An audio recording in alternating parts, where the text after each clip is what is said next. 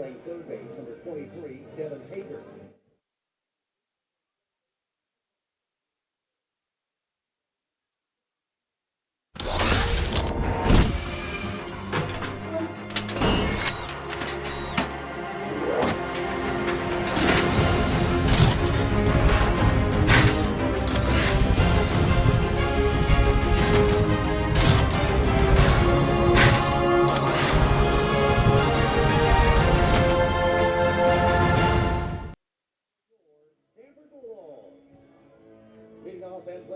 Good afternoon and welcome to Joe Lee Griffin Field as we get set for the second game of a three-game series between the Eastern Michigan Eagles and the Samford Bulldogs. Hello everybody, I'm John McAfee, set to bring you all of today's action beginning with our region's pregame show.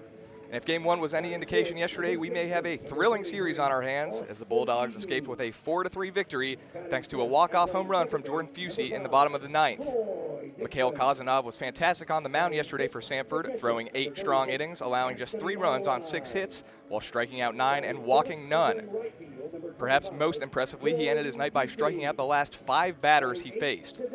Wyatt Burns came on in relief and picked up the win after pitching a scoreless 9th inning. Eagles starter Sam Delaplane had a quality start as well while receiving a no decision, and Matthew Beaton took the loss after allowing Fusey's game winner. Today, the Eagles will look to rebound behind righty Brad Allen, while Samford will counter with sophomore righty Jesse McCord. As we get set for the national anthem, we will take a quick break, and we'll be back with starting pitchers, starting lineups, and first pitch. You're watching Samford Baseball on YouTube Live, presented by the Samford Sports Network.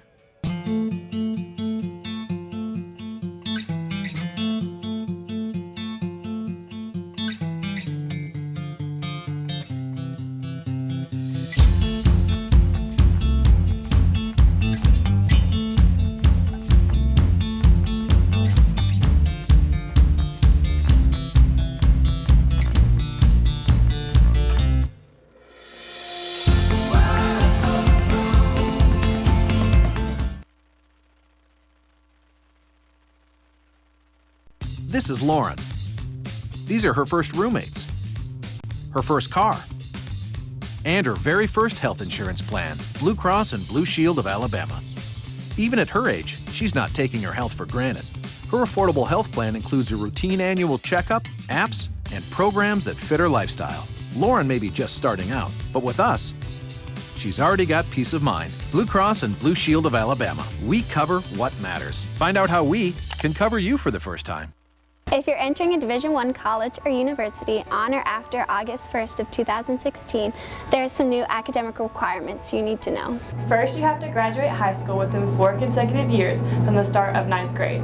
And in those 4 years, you have to pass 16 core courses. Next, your 16 core courses must be taken in a specific area of study at a specific time during high school. Your 16 core courses will determine your core GPA, which must be 2.3 or higher to be eligible to practice, compete, or receive an athletic scholarship during your freshman year in college. 10 of those 16 have to be taken before your 7th semester.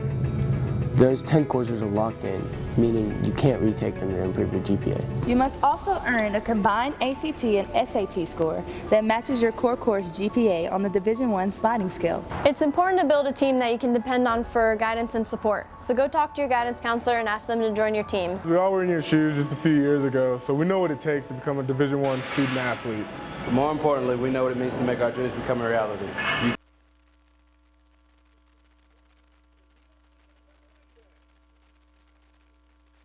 All set here at Joe Lee Griffin Field for Game 2 of this 3-game series between Eastern Michigan and Samford. We'll take a look at the starting lineup, starting with the visiting Eagles. Very similar looking lineup to yesterday. One of the differences is in the leadoff spot. Center fielder Drake Lubin will be in there today. Batting second, shortstop Marquise Gill. Batting third and left field, John Montgomery. He was the designated hitter yesterday. He moves into the outfield today. He'll be patrolling left. In the cleanup spot, Jordan Peterson in right field. Batting fifth, the designated hitter. Brennan Williams gets a start today. At first base, Zachary Owings batting sixth. In the 7th spot, Devin Hager at third base. Drake Peggs at second, batting 8th. And batting 9th and catching, Nick Jones. Defensive alignment for Samford is identical to yesterday. In the outfield from left to right, Kevin Williams Jr., TJ Dixon, and Jordan Fusey. left side of the infield, Taylor Garris at third base, and Brandon Fryman at short, and right side of the infield, Troy Dixon at second, and Austin Edens at first. Catching for the Bulldogs, Anthony Mulrine, and the man he'll be catching is right-handed pitcher Jesse McCord, making his 5th start of the season. McCord coming off one of his best starts of the year, allowing just 1 run over 6 innings against Eastern Illinois last weekend while striking out 7. It was a much-needed rebound for McCord, who struggled badly against both Florida State and Indiana prior to that Eastern Illinois game. Overall, McCord has allowed 14 earned runs over 18 2/3 innings for a 6.75 ERA with 20 strikeouts and 14 walks.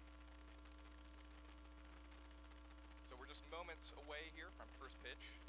Drake Lubin leading off for Eastern Michigan. One of 2 new faces in the lineup today. Yesterday was Jeremy Stidham leading off and controlling center field. He went 0 for 4 with a couple of strikeouts. So Drake Lubin getting the start today, his 10th start of the season for the Eagles. Samford victorious in Game 1 yesterday. Kevin Williams tied the game with a solo home run. And then in the bottom of the 9th, Jordan Fusey led off the inning with a home run over the right field wall to send Samford home as walk-off winners. Perfect day for baseball, about 70 degrees and sunny. It was a little overcast this morning with a little bit of rain. In fact, this game start time was pushed back from 2 to 3 because of some possible weather-related concerns. That ended up not being an issue this afternoon, as it's a perfect day as McCord gets ready to begin this game and delivers a first pitch ball high to Drake Lubin. Lubin, as I said, making his 10th start of the year, his 15th game he's played in overall. The freshman batting .237. Here he hits one on the ground sharply to Fryman. Fires across the diamonds to Edens in plenty of time, and that's how we get this game started. It's a 6-3 putout. Yesterday, both starting pitchers, Mikhail Kazanov and Sam Delaplane, were very efficient and worked very quickly, pounding the strike zone, first pitch strikes to nearly every batter. That was a big part of the reason that yesterday's game was so quick. It was 2 hours, 17 minutes was the final time.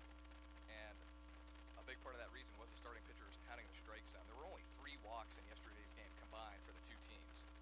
So Marquise Gill, the shortstop, steps to the plate for the first time and takes the ball. Gill yesterday 2 for 4, average sitting at .254.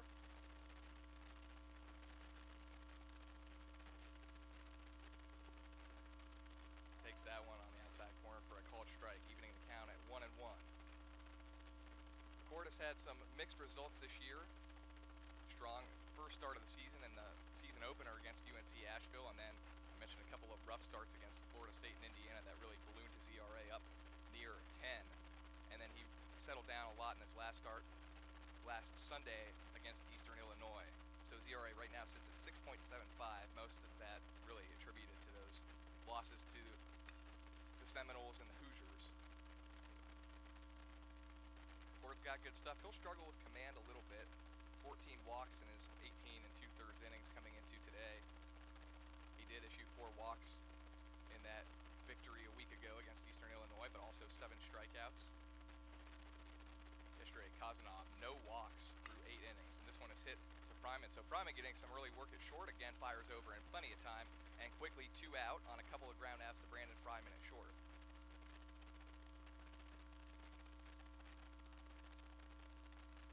John Montgomery, 0 for 4 yesterday with a couple of strikeouts as the designated hitter. Today, still hitting in the 3 spot, but he's going to get some defensive work as well as he makes the move from designated hitter to left field.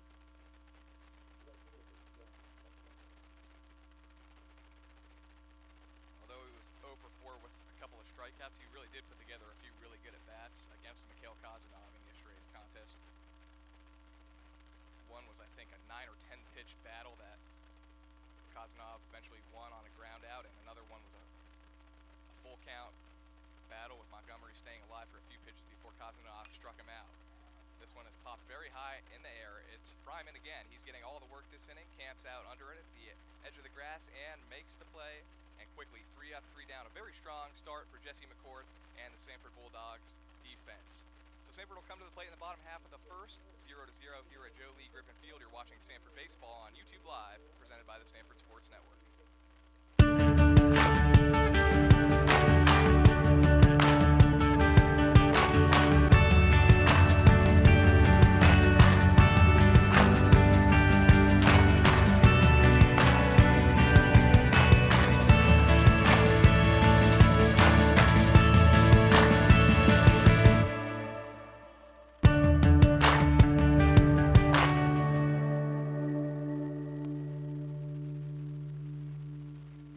The road to Omaha begins in Greenville, South Carolina. The Southern Conference Baseball Tournament comes to Fluor Field May 23rd through 28th. Enjoy some great college baseball with a trip to the NCAA's on the line in a city the New York Times calls one of the top places to go in 2017.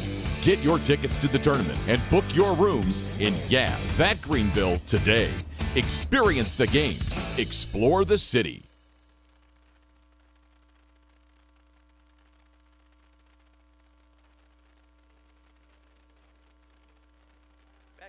Bottom half of the first inning at Joe Lee Griffin Field. A quick 1-2-3 inning for Jesse McCord in the first. And now the Bulldog offense will come to the plate. Their lineup looks identical to yesterday. Leading off in center field, TJ Dixon batting second and playing short, Brandon Fryman. Kevin Williams Jr. will hit in the 3 spot in left field. Austin Eden's the cleanup hitter playing first base. Troy Dixon batting 5th, playing second. Catching and batting 6th, Anthony Mulrine batting 7th. In right field, Jordan Fusey. The designated hitter, Ayrton Schaefer, bats 8th, and batting 9th, rounding out the lineup, third baseman Taylor Garris. The man on the mound for Eastern Michigan, Brad Allen, the 5'11 senior, making his team-leading 5th start. Currently sports a 3.74 earned run average over 21 2/3 innings pitched. Struck out 17 and walked 9 so far this season. Coming off the worst start of his season by far when he was shelled at Fresno State a week ago, allowing 6 earned runs on 10 hits in just 3 1/3 innings. Prior to that, though, he was excellent. He pitched 7 strong innings against 6th-ranked Louisville 2 weeks ago and allowed just 1 unearned run as he delivers a ball high to TJ Dixon. Run support's been hard to come by for Brad Allen. The Eagles have lost all 4 of his starts this season, as this one is again high in the same location, and Dixon quickly ahead 2-0.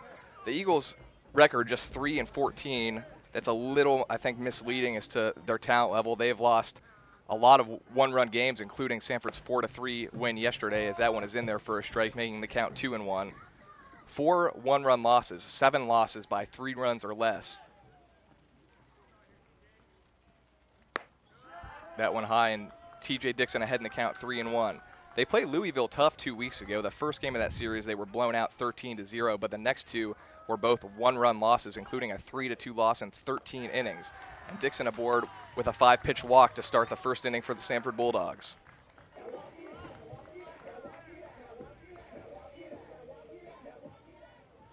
Brandon Fryman, who got all of the defensive work in the top half of the inning, steps to the plate for the first time.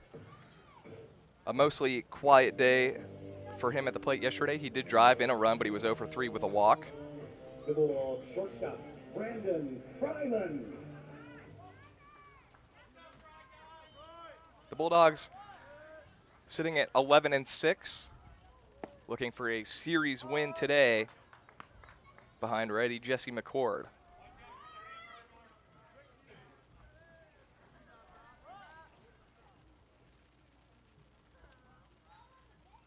Allen delivers the 0-1 in the dirt, scoots away from Jones, but Dixon going to hold at first base. Brad Allen has been one of the bright spots for this Eastern Michigan pitching staff. As a whole, it's really been a rough season for their pitchers. They come in with a 7.53 earned run average as a team.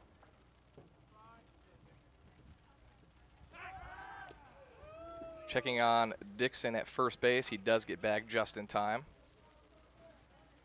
Dixon's got some speed, obviously, on the base paths. Not a ton of stolen base attempts yet this year, but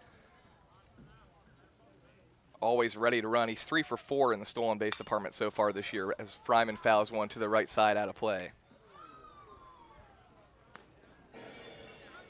Lots of Samford action in other sports this weekend as well. Softball is in Martin, Tennessee this weekend, partaking in the UT Martin Classic. I'll talk a little bit about that shortly. They had 2 games today. Both are final already. They've got 2 more tomorrow.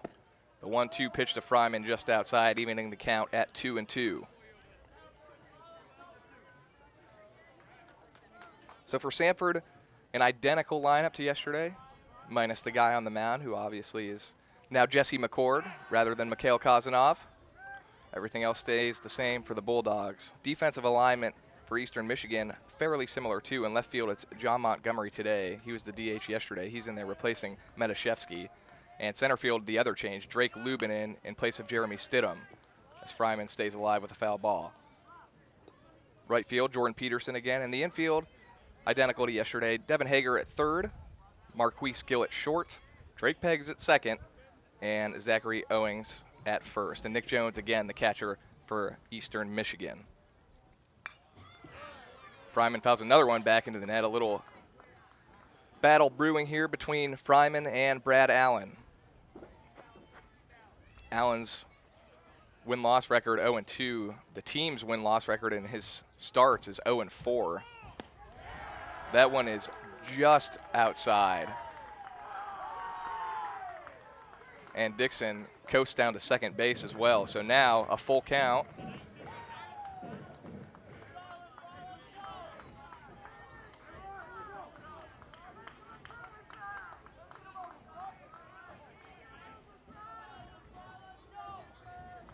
Samford looking to strike early.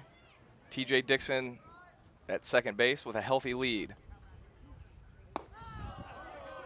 And I said it was full count before. It was actually 2-2. Now it is a full count as that one is up high. So TJ Dixon at second with no outs, and Fryman in a full count right here, looking to get Samford on the board early.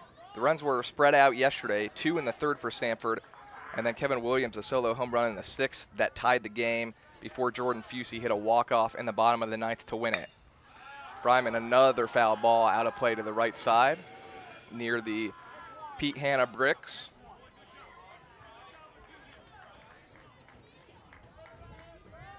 Teams will be back in action tomorrow. It's a 12 noon start time.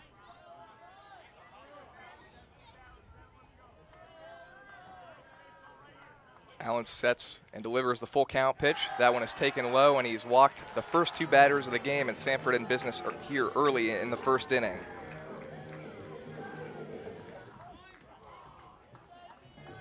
And the big bats now coming up for the Bulldogs. Kevin Williams Jr. hit the game-tying home run yesterday, and it was hit a mile into left field.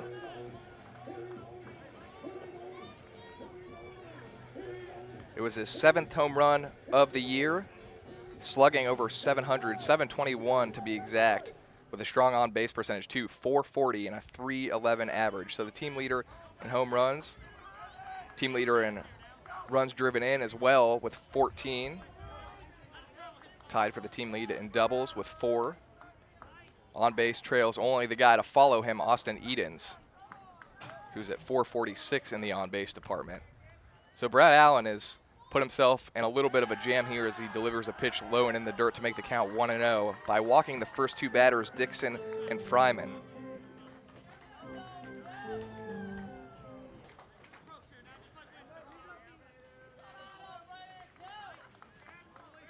Samford had more opportunities to score yesterday. They did leave a handful of runners on base. Today they're going to try to cash in early as they've got an opportunity for a big inning here to start the game.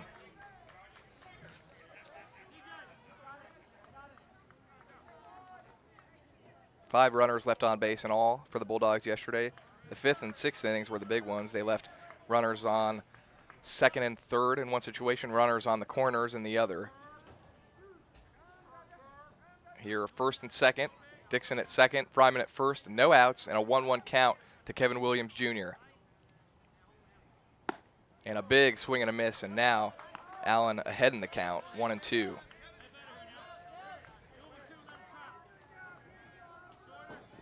Only 9 walks this season for Brad Allen coming into the contest. 9 walks in 21 2/3 innings, but here struggling with the command a little bit, although credit to Fryman, he really worked that walk himself, as umpire calls time. Dixon's was a 5-pitch walk, but Fryman fouled off several balls before finally drawing ball 4. Allen's got no choice but to really come in the zone here to Kevin Williams and Austin Edens, and there is a swing and a miss, and they do get Kevin Williams, and so Williams not going to be happy about that one, can't get the runners over or make contact, so Austin Edens will come up and he'll try to do the job here with 2 on and 1 out.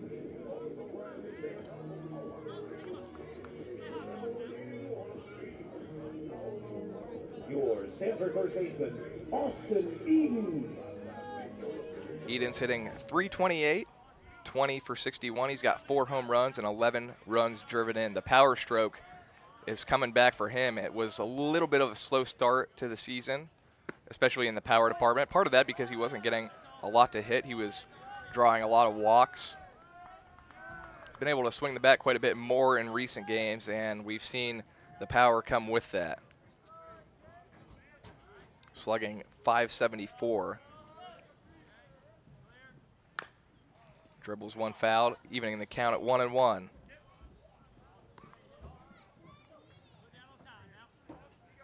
TJ Dixon, the man on second base, the only senior in this lineup for the Samford Bulldogs. 4 freshmen, a couple juniors, a couple sophomores. The man on the mound for Eastern Michigan, Brad Allen, a junior. Edens takes a big cut. The man pitching for Samford, Jesse McCord, also a sophomore. Umpiring crew today, James Cameron's behind home plate. Brandon Folks at first base, Brandon Schultz at third base.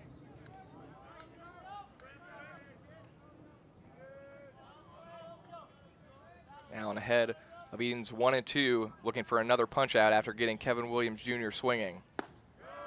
That one just a little bit low, and we're even at 2 balls and 2 strikes.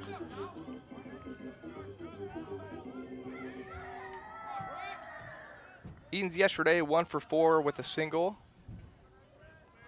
and a strikeout.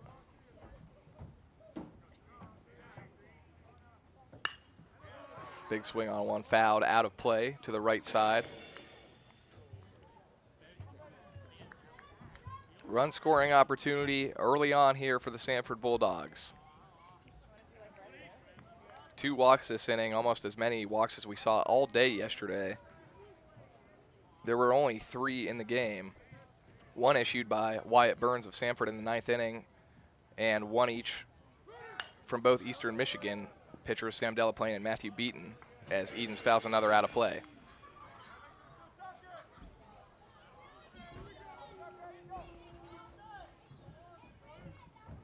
Samford certainly making Brad Allen work here in the early going. A lot of pitches thrown in that AB to Brandon Fryman, and Austin Edens making him work here as well.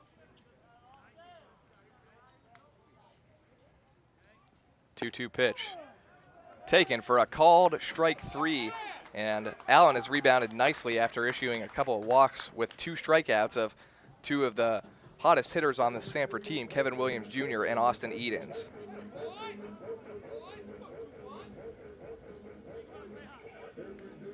So walk, strikeout for Brad Allen, and this inning now comes down to Troy Dixon. Troy Dixon 0 for 4 yesterday with a strikeout. He's been scuffling a little bit at the plate this season. Hits one high, now to play to the left side. Just a 197 average for Troy Dixon right now.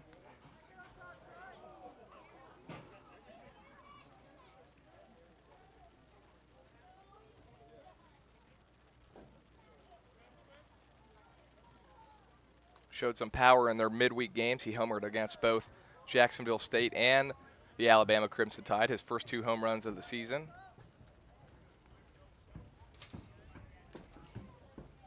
A hit here would do a lot to boost his confidence as he takes a big swing and a miss, and Allen now ahead again, 0-2. So Allen settling in a little bit. He's thrown a lot of pitches, but after walking the first 2 batters, starting to find that strike zone and able to throw some heat past the middle of the Samford order. Dixon behind, 0-2. This one is hit hard to the left side, but out of play.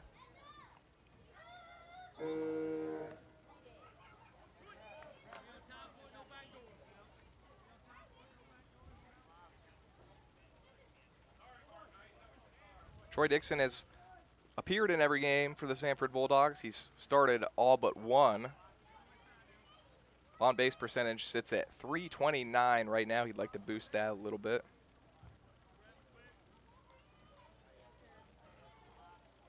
Looking for a big hit here. That one's taken outside for ball 1.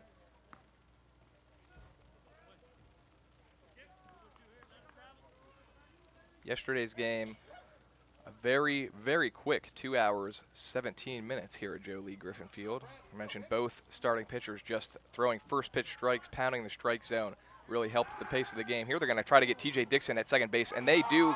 Caught him leading just a little bit too much, and he's picked off at second base. And so after Dixon and Fryman walk to start the inning, Samford cannot capitalize with 2 on and no outs. A great job there from Eastern Michigan pitcher Brad Allen to get out of that jam. So we'll head to the second inning, 0-0 between Eastern Michigan and Samford. You're watching Samford Baseball on YouTube Live, presented by the Samford Sports Network. Human beings can be hungry anytime they please. Maybe you messed up and didn't eat enough lunch.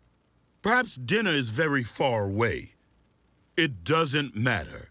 Come to Arby's and solve your hunger problems with dollar sliders, cookies, small-size fries, drinks, and shakes, each for $1 from 2 to 5 p.m., not a.m. Arby's, we have the meats.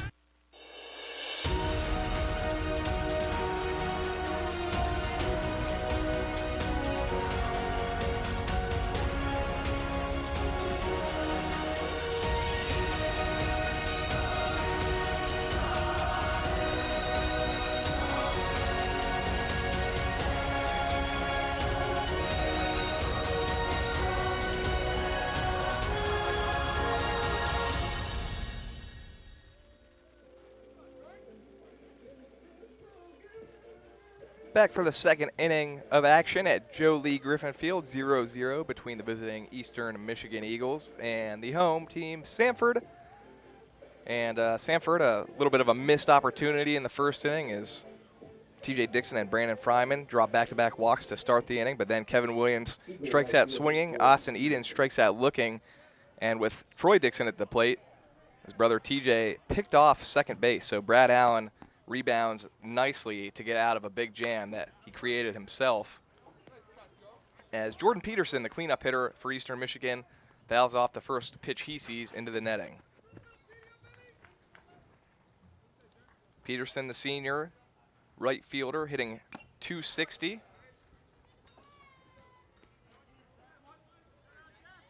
Yesterday, 1 for 3 with a walk.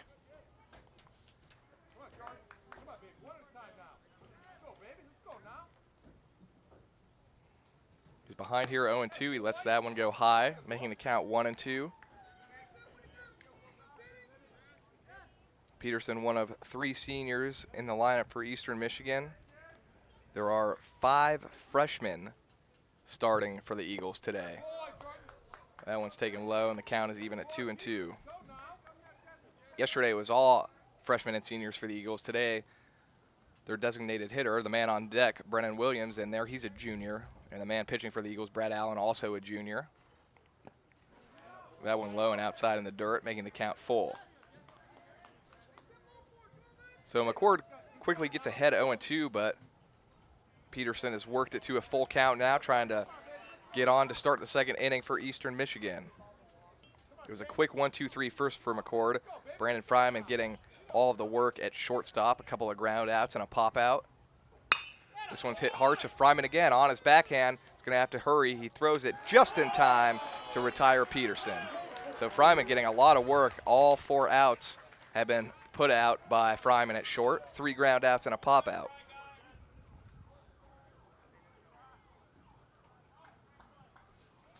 So Brennan Williams getting the start today at designated hitter. Steps to the plate, batting .250 on the season, 11 for 44 with a couple of doubles, 8 runs driven in.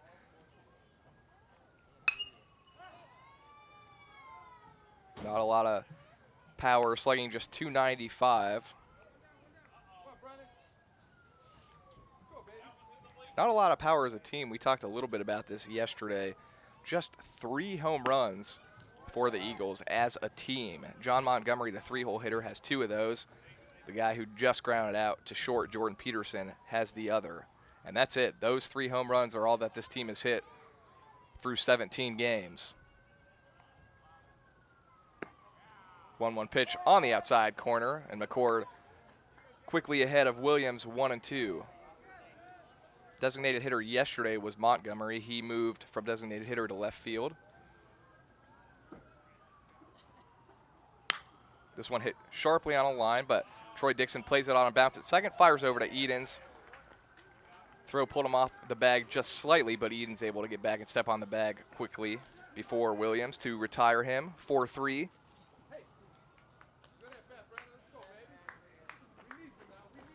So McCord off to a strong start for the Samford Bulldogs. Working quickly, getting the ball on the ground. Zachary Owings steps to the plate. The freshman yesterday was 1 for 4. It was the freshman at the bottom of the order that really did the damage for the Eagles yesterday. The 6, 7, 8, 9 hitters all had hits. All 3 of the RBIs came from the bottom of the order, too. In fact, the 8, 9 hitters drove in the runs. This one's hit out to center. Dixon on the run towards the wall. He's able to track it down at the wall. And so for McCord, another quick 1-2-3 inning. He's been efficient so far. Samford will come to the plate looking for some runs. We'll head to the bottom of the second. Eastern Michigan 0, Samford 0. You're watching Samford Baseball on the Samford Sports Network. At Express Oil Change and Tire Engineers, we believe in service. Maintenance service, tire service, repair service, and most importantly, customer service. We believe in treating our customers with respect and integrity while offering all the services you need for your car. Most of all, at Express Oil Change and Tire Engineers, we believe in keeping cars on the road, keeping families safe, and keeping you coming back whenever the need arises.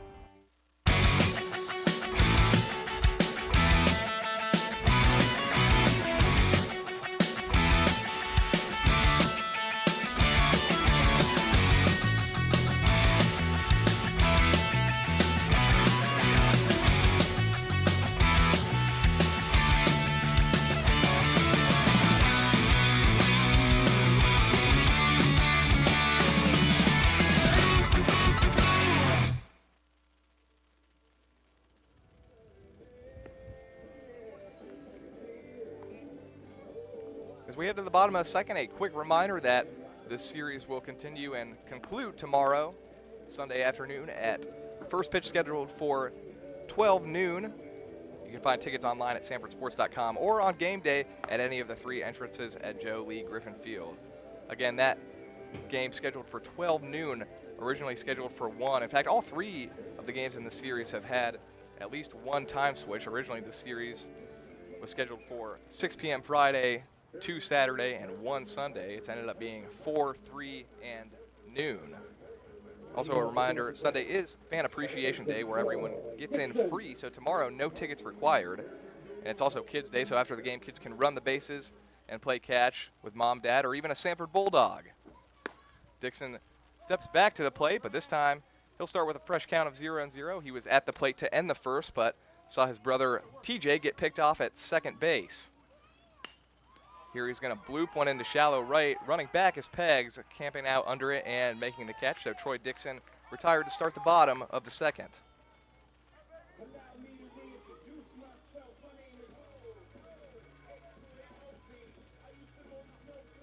Catcher Anthony Mulrine steps to the plate. Yesterday for Mulrine was a 1 for 4 performance with a strikeout. Mulrine, the freshman, hitting .293 overall, 12 for 41. A double, a home run, 10 runs driven in. He's struck out only 4 times this season. That is best amongst Bulldogs starters.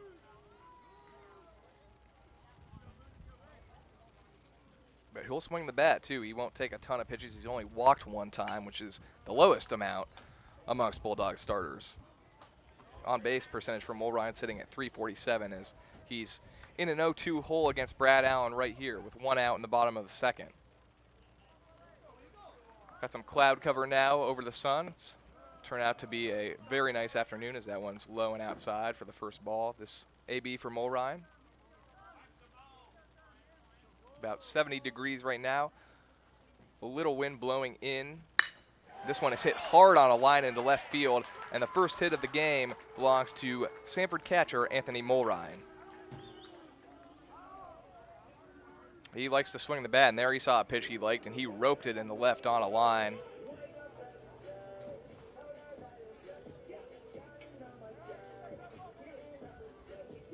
So Samford has a base runner for the second inning in a row and the first hit of the game for either team.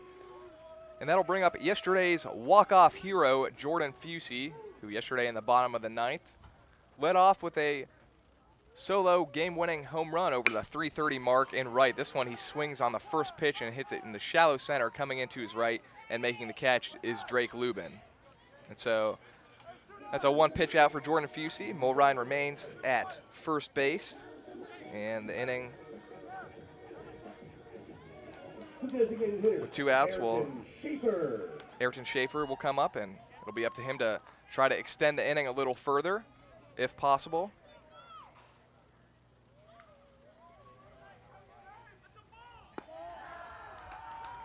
And there is a balk there from Brad Allen. And so now Schaefer is going to hit with a man in scoring position as Mulrine will trot down to second base on the balk.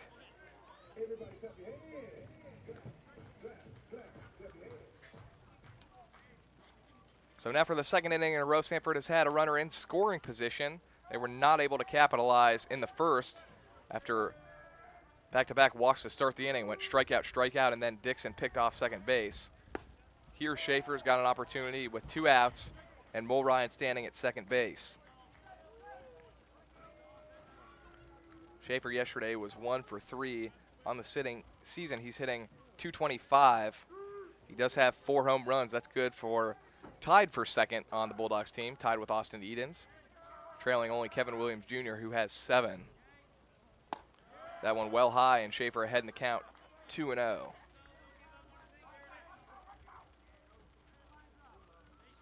Strikeouts, an issue for Schaefer. He's had 17 of them in 40 at-bats, so nearly half of his at-bats have ended in strikeouts.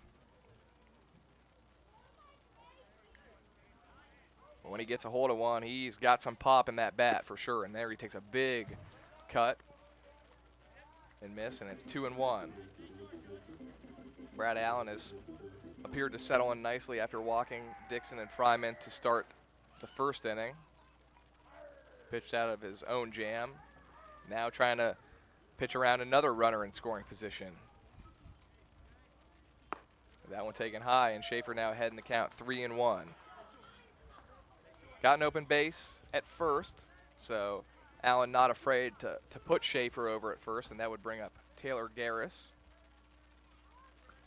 who's currently standing in the on-deck circle, hoping that he gets a chance to maybe drive in the first run of the game for Samford. Allen delivers the 3-1, and it's high, and Allen does indeed put Schaefer aboard via a 5-pitch walk.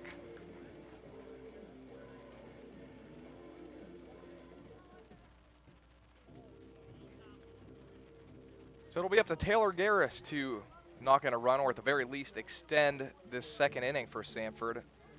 Garris hitting at .311 right now, 14 for 45 with a couple of doubles. At the beginning of last weekend series against Eastern Illinois, Garris was the hottest hitter on the team, maybe the hottest hitter on the planet. He's, as I said, got 14 hits. It felt like all 14 of those came right in a row. In fact, he had a couple game streak where he was getting on base nearly every at bat. Has cooled off a little bit since then. And yesterday was 0 for 3. So his first at bat today is coming in a big spot with Mulrine at second, Schaefer at first. Garris at the plate in an 0-1 hole facing righty Brad Allen. 0-1 pitch. A little bit low for a ball. Eastern Michigan wearing their gray uniforms today. They were wearing green yesterday. Today they're wearing gray with green hats. Samford wearing their reds after wearing their home blues yesterday.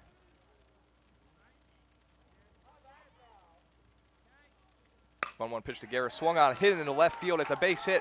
They're going to wave in Mulrine, and now they're not. They're going to stop him at third, and that's a wise decision because I think they probably would have had him by 5+ feet. So now the bases will be loaded for TJ Dixon, perhaps the hottest hitter on this Samford team. Dixon walked to lead off the first for Samford.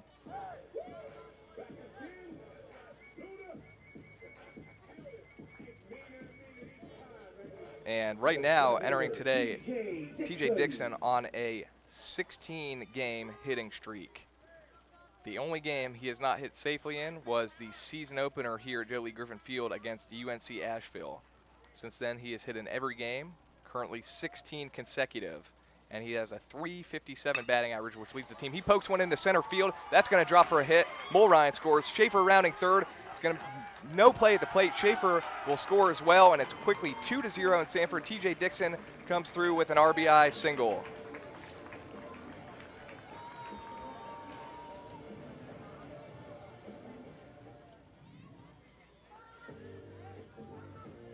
So Dixon's hitting streak at 17 now.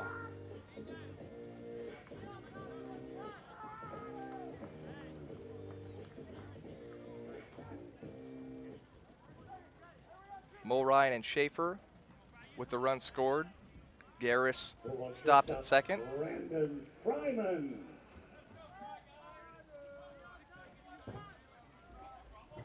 So Dixon aboard twice in as many innings. Maybe making up for that pickoff there with a 2-run single as Brandon Fryman steps to the plate and fouls one back into the netting. Fryman put together a good little AB in the first inning, worked a full count, stayed alive with several foul balls, and then eventually drew a walk. Samford with 2 runs on the board, looking to add a little more here in the bottom half of the second against righty Brad Allen. That one low in the dirt, evening the count at 1-1. Dixon not wasting any time during his at-bat. Lines one into center field. Thought there might be a play at the plate for Schaefer, who was the second run, but it was cut off and there was no play at the plate. So 2 runs for the Samford Bulldogs. And now Garris at second, Dixon at first. Fryman hits a ground ball off the glove of Allen, fielded at short off the bounce by Gill and fired over to first in time to get Fryman. So that will do it for Samford in the second, but not before TJ Dixon comes through with a 2-run base hit in the center field to give his team a 2-0 lead. We'll head to the third inning, 2-0 in favor of Samford. You're watching Samford Baseball on the Samford Sports Network.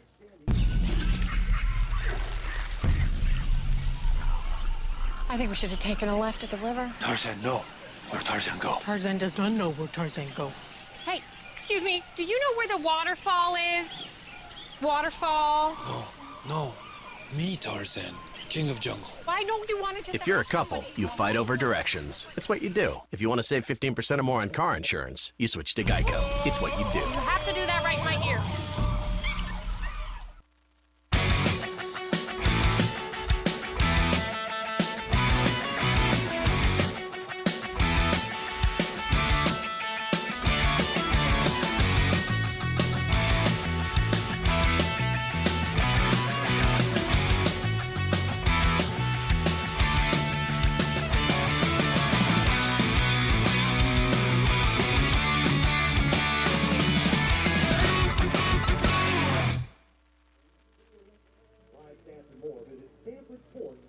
Back for the third inning of baseball at Joe Lee Griffin Field. Samford leading 2-0 thanks to a 2-run single off the bat of Bulldogs leadoff hitter and center fielder TJ Dixon. Mentioned softball in Tennessee for the UT Martin Classic. 2 games today already finalized, and Samford swept a doubleheader. Game 1, they were 6-0 winners over Western Illinois. Jessica Stone threw a complete game 2-hit shutout. And they won game 2 as well against UT Martin 2-1. Runs provided in that game from Madison Couch and Abby Sweeney, who both hit solo home runs for the Bulldogs. McCord quickly out in front 0-2 on third baseman Devin Hager to start the third. So 2 good wins for Mandy Burford's softball squad. They were in need of a couple wins. It's been a rough start for Samford softball this year. A lot of losses in which they've held leads at one point or another, and McCord gets Hager looking at his first strikeout of the game.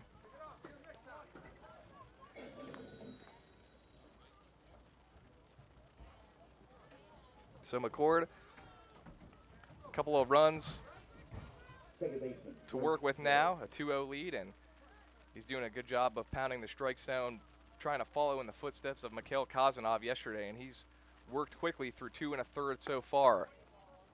Here he delivers a first pitch ball to Drake Peggs, the second baseman. Peggs hitting just .217, 10 for 46.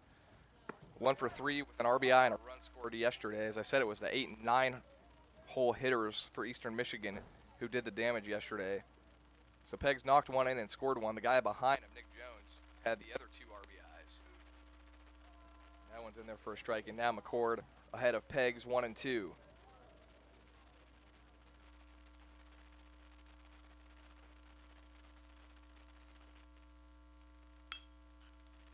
It's one on the ground, a second. Dixon comes in, fields at the edge of the grass, throws over to Edens, and 2 retired here in the third.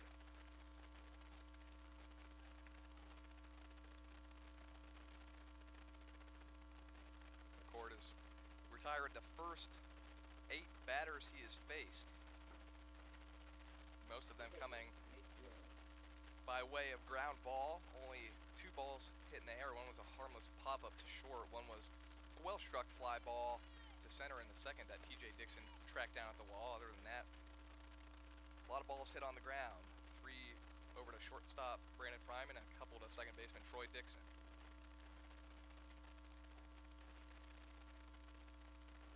So McCord facing the 9-hole hitter Nick Jones, who I said had 2 RBIs for the Eagles yesterday, and here takes a big swing and a miss to make the count 1-1. McCord trying to get through 9 up and 9 down here with 2 outs in the third inning, and with a 2-0 lead now. Another big swing and a miss from Nick Jones, who falls behind the count 1-2. Marketing department playing a little bye-bye-bye there, a little bit premature as they play it with just 2 strikes, hoping they get another chance here as that one is outside to make it 2-2. Crowd got a little kick out of that one. Jones hitting just .222.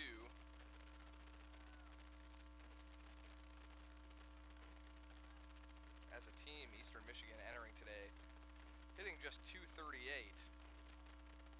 Their opponents as a team hitting .348. That's strike 3 swung on and missed from Nick Jones. So 2 strikeouts in the third inning for McCord, and it's 9 up and 9 down to start the game for righty Jesse McCord. So Samford with a 2-0 lead will come up in the bottom half of the third. You're watching Samford Baseball on the Samford Sports Network.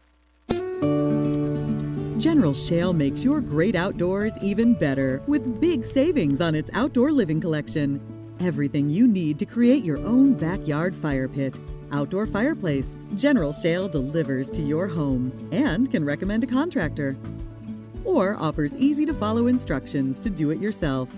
Save money now on backyard fun with General Shale's complete outdoor living collection. Hurry, your great outdoors is waiting for you.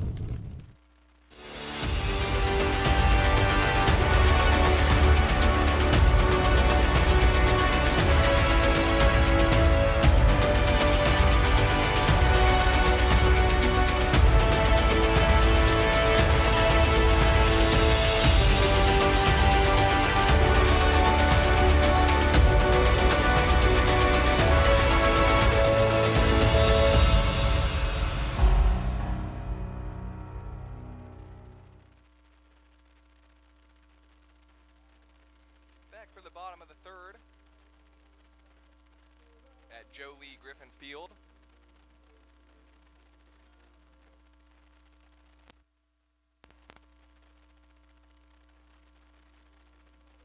Samford leading 2-0.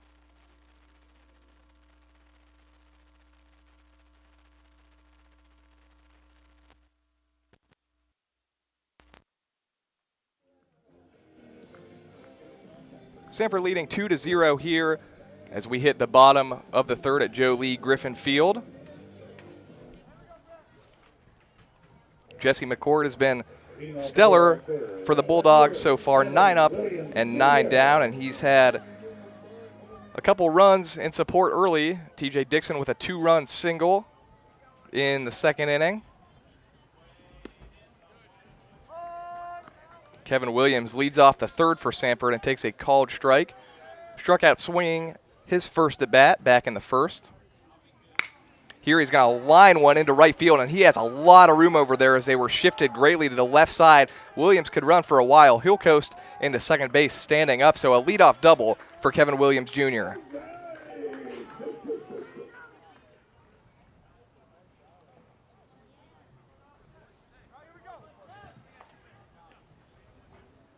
That'll bring up Austin Edens, who struck out looking his first plate appearance.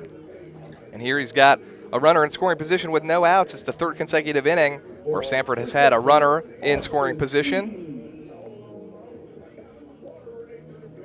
Edens left a couple runners on base. His first at bat, struck out with runners on first and second. Here he's got Kevin Williams Jr. standing at second and nobody out. Samford looking to add to their 2-0 lead as Edens takes ball one.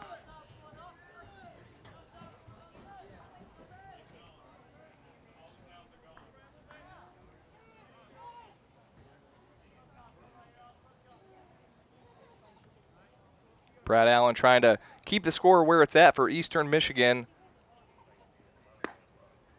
Delivers one inside, and Edens ahead in the count, 2-0. Well, in addition to softball playing their tournament today and baseball here at home, men's basketball will resume their CIT play on Monday. That's the collegeinsider.com postseason tourney. They're off to Lynchburg, Virginia for a Monday night game against the Liberty Flames. Edens swings at one and hits one deep in the left. At the wall, looking back over his head and out of here. That one carries over the left field wall, and it's 4-0 Samford. It's an Austin Edens Alabama power home run, his fifth of the season, and Samford has doubled its lead to 4-0.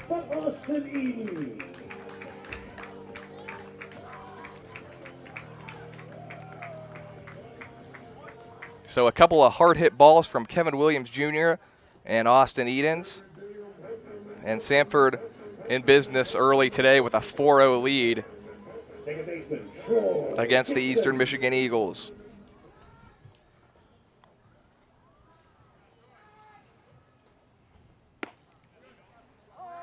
Brad Allen delivers a first pitch strike to Troy Dixon. Allen, I mentioned, struggled greatly his last time out against Fresno State. Before that, he was very good, including a great start against Louisville. And here he's running into some trouble against this Bulldogs offense. 4 runs allowed and has yet to record an out here in the third inning. Dixon fouls one out of play. Count stands at 1-2. So a 2-run single for Dixon in the second. 2-run homer for Austin Edens here in the third.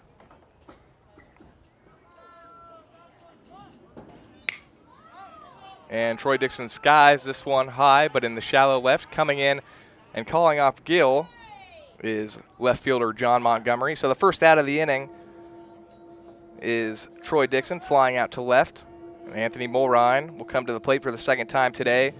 Singled and scored in the second inning. The Bulldog catcher, Anthony Mulrine.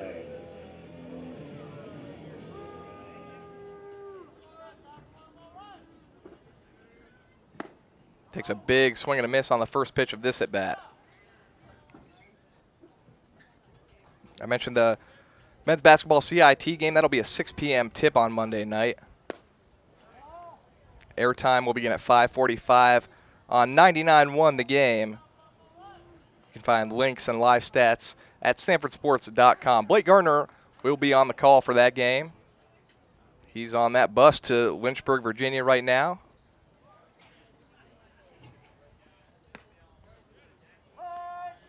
That went in there for a called strike to Mulrine. Brings the count to 1-2. So Jesse McCord's got a lot of room to work with now as his offense has helped him out to a 4-0 lead, and McCord has not yet allowed a base runner in this game through 3 innings. But Samford looking to tag on a couple more right now, just 1 out in the third inning. It was this section of the order that started that 2-run second inning. In fact, it was the man at the plate that began with a 1-out single and would score the first run of the game.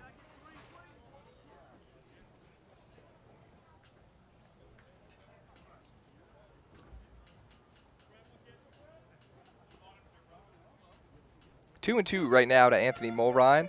Samford looking for a series victory with a win. Again, it was a 4-3 win yesterday. Pretty good pitching matchup between Sam Delaplane of Eastern Michigan and Mikhail Kazanov. That one low and outside, and a full count now to Mulrine. Both starters yesterday receiving a no decision. Wyatt Burns earned the win in relief for Samford with a scoreless ninth before Jordan Fusey's walk-off home run. This one is hit a mile into the air. It'll be Gill coming in behind the pitcher's mound and making the catch. And 2 away now for Samford.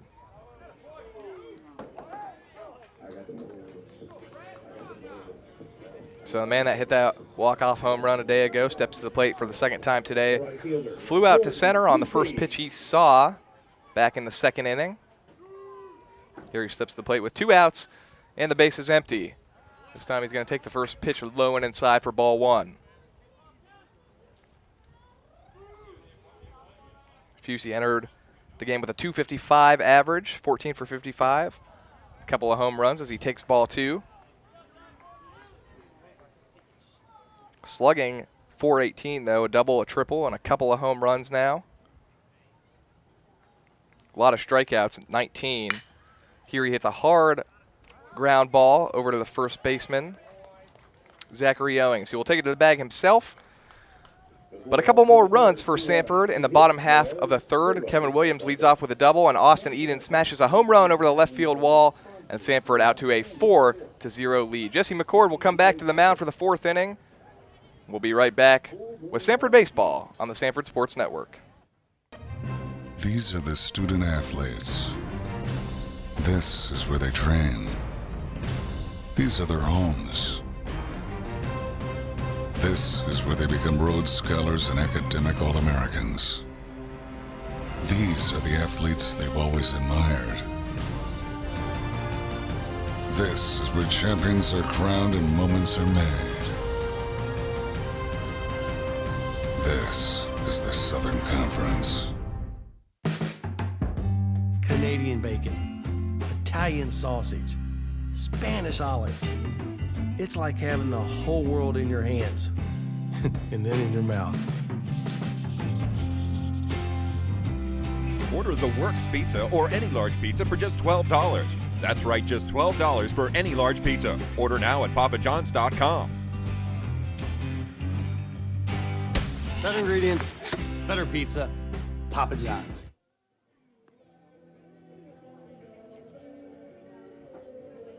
Top of the 4th inning at Joe Lee Griffin Field. Jesse McCord back on the mound. It's been 9 up and 9 down for McCord.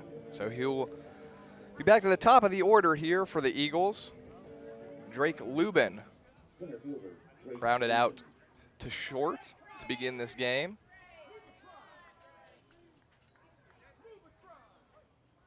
Samford 4 runs on 5 hits. The big 2 are a 2-run single from TJ Dixon and a 2-run home run from first baseman Austin Edens.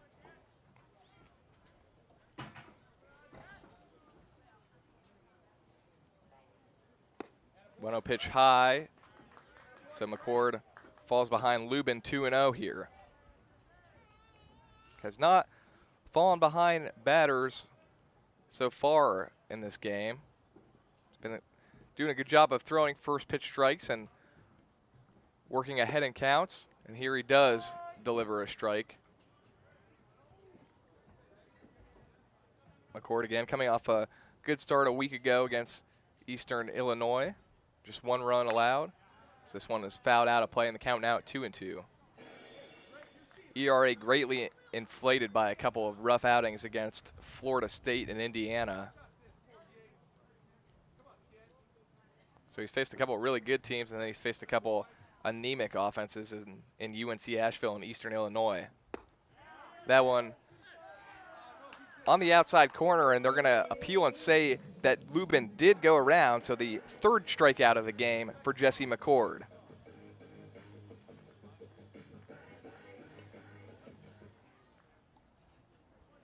Shortstop, Marquise Gill.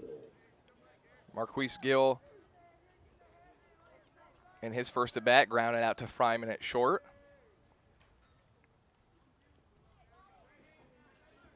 The Eagles continue to look for their first base runner of the game here in the top half of the fourth as Gill takes a called strike.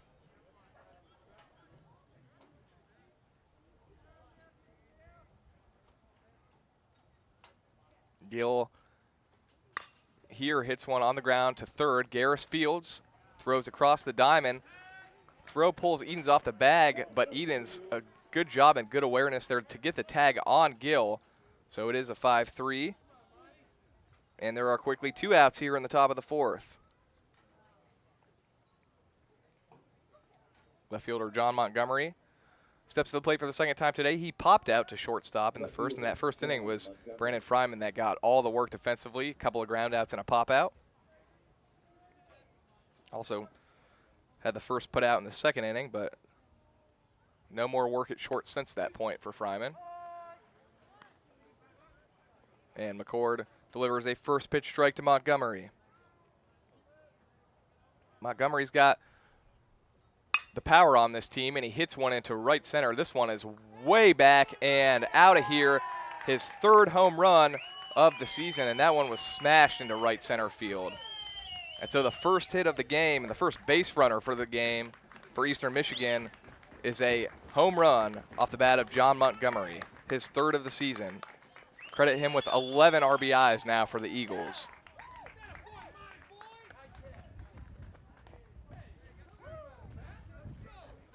So a team with not much power, but what power they do have belongs to that guy who hit that one out, John Montgomery. 3 of the 4 home runs on this Eastern Michigan team belong to Montgomery. The 4th home run, by the way, belongs to this guy, Jordan Peterson. 0 for 1 with a ground out on the day, takes ball 1. We'll see how McCord rebounds now. Still has room for error. He's got a 4-1 lead. Made a mistake to Montgomery, who punished it, but that was the first hit of the game allowed for McCord. See if he can rebound here against Jordan Peterson and get out of the 4th inning. This one skied into center. Dixon jogging in, going out is Troy Dixon to make the catch.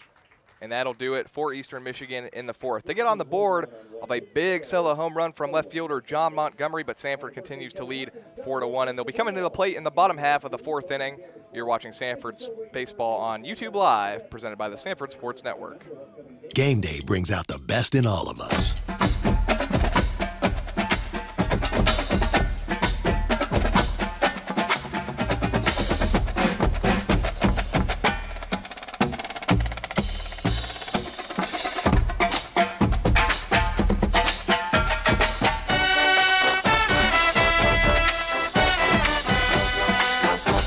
Regions, every day is game day.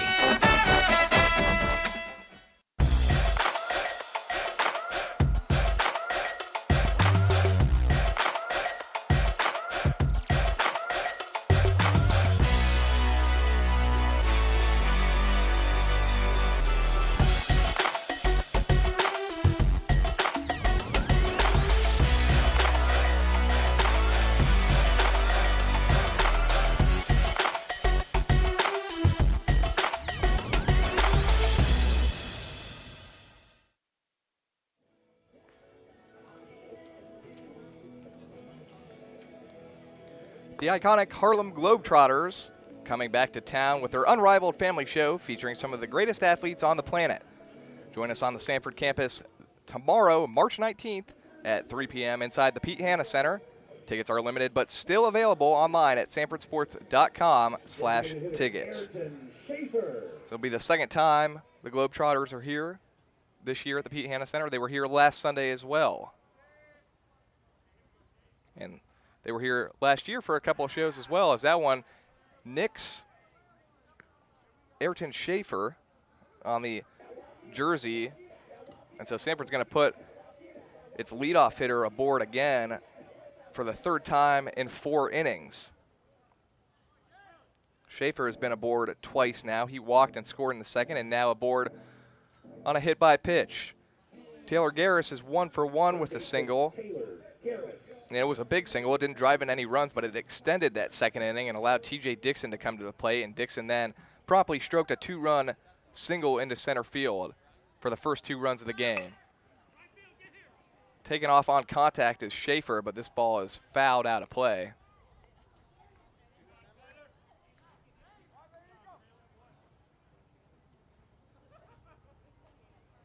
Garris getting a little bit of a shift in the outfield. Drake Lubin playing well to his right.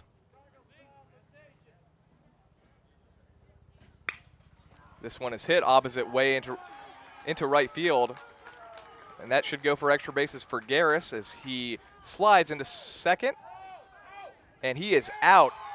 Not sure if he came off the bag or if the tag was applied before he got in there, but a nice throw there from Peterson in right field, and they get Garris at second. He had a lot of space out there in right field, and he hit it not down the line, but towards that right field corner. But a great job of Peterson getting to that ball, cutting it off before it gets to the wall, and delivering a strike in, and they get Garris at second base. So instead of second and third with no outs, Schaefer standing at third with 1 out.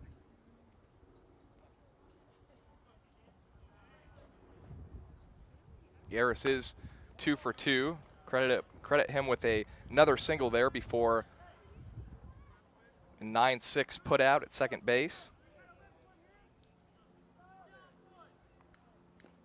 Nevertheless, another run-scoring opportunity here for Samford with Ayrton Schaefer standing at third base and less than 2 outs. And TJ Dixon has already reached base twice today, and he's already knocked in 2 runs. 1 for 1 with a 2 RBI single and a walk. And he's ahead in the count here, 2-1. Looking for his 3rd RBI of the day.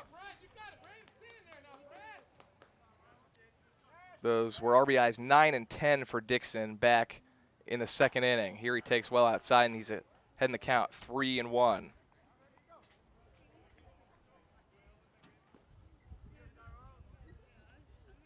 Rough day at the office so far for righty Brad Allen, who's allowed 4 earned runs through 3 1/3. This one's hit sharply on the ground. Making the play is Drake Peggs. And so Dixon is not able to bring in Schaefer. As the infield playing in there as to not allow the run. So Schaefer remains at third as Brandon Fryman will come up for the 3rd time today. Brandon Fryman.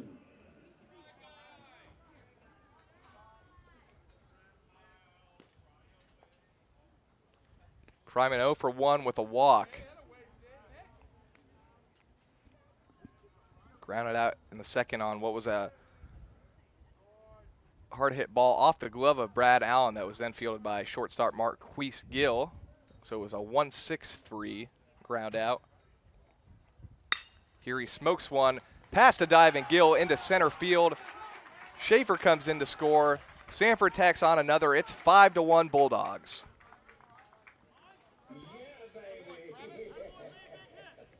And so the run that Samford gave up in the top half of the 4th, they get it right back off a RBI single from Brandon Fryman. For Fryman, his 9th run driven in on the year.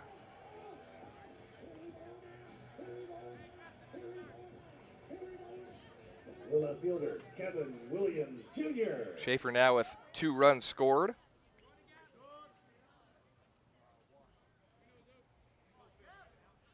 Kevin Williams Jr. doubled to lead off the 3rd and scored on the Edens home run. Samford is on their 3rd time through the lineup already in just the 4th inning. Already 7 hits for the Bulldogs.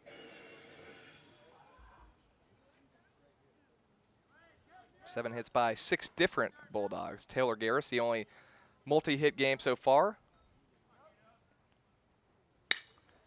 Kevin Williams hits a line drive into right, but Peterson is there.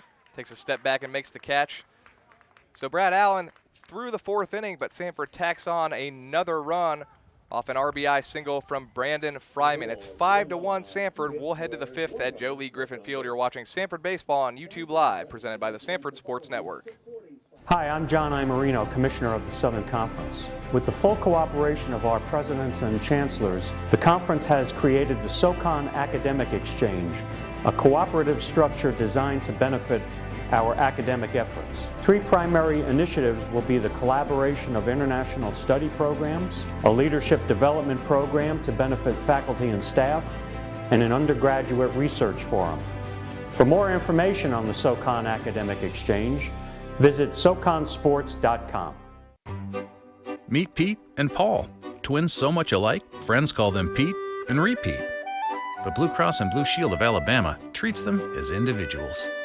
Each gets a health insurance plan designed to meet his specific needs. One is a self-employed entrepreneur, the other working for a large company. After all, no 2 customers are alike, especially in Alabama. Blue Cross and Blue Shield of Alabama. We cover what matters. Find out how we can cover you. Fans, it's not too early to be making your plans for the 2017 Southern Conference Baseball Championships presented by Holston Gases.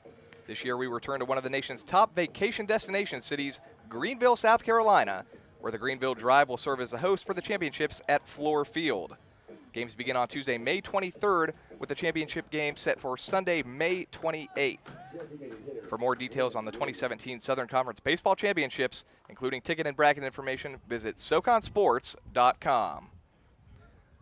Designated hitter Brennan Williams will lead off the 5th for the Eagles. Takes one high and tight for ball 1.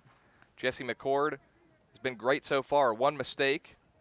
That was a solo home run for John Montgomery. Other than that, no base runners for the Eagles.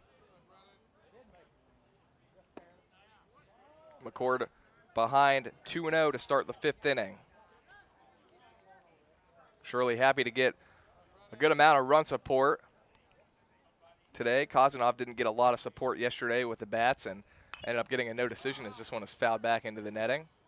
Samford, of course, came through with the victory in the 9th, but today jumping out to a big lead, 5-1 right now in the top half of the 5th. Just past the 1 hour mark in this game it's 4:06. As Brennan Williams checks his swing but goes around. The count is 2-2.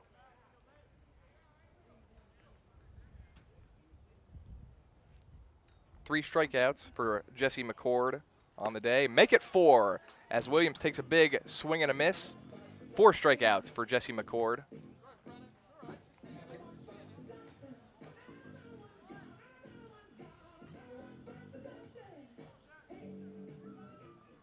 First baseman Zachary Owings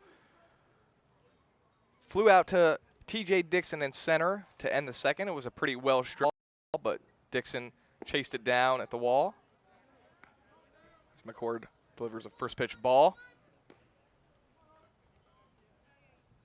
Pace of play right now very similar to yesterday's game. Maybe not quite as brisk of a pace, but still moving along quite nicely. Mostly in part to the guy on the mound right now, Jesse McCord, who's allowed just 1 hit. That one in there for a strike, and McCord ahead 1-2. Walks have been an issue for McCord in the past this season through his first 4 starts, and not so much today as he's been consistently getting ahead of hitters, and that's got to be the most encouraging thing for this Bulldogs team and coaching staff to see from Jesse McCord. That one just off the plate, making the count 2-2.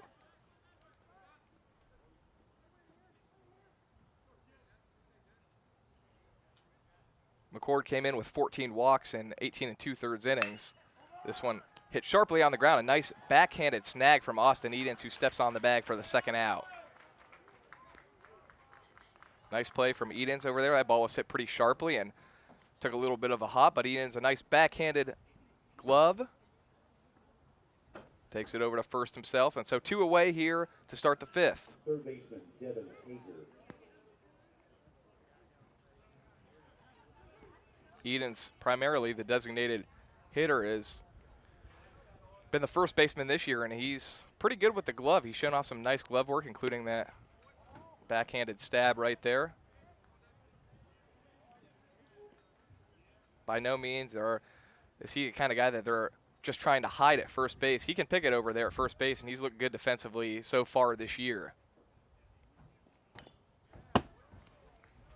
Hager fouls one back to the backstop. 1-1 to Devin Hager, who was one of 4 strikeout victims of Jesse McCord back in the 3rd inning. Hager struck out looking to begin that top half of the 3rd. McCord delivers the 1-1. This one is hit slowly, foul down the 3rd base line. So McCord, again ahead in the count, continues to pound the strike zone and get ahead of hitters. Very quick and efficient work so far from the sophomore righty, Jesse McCord.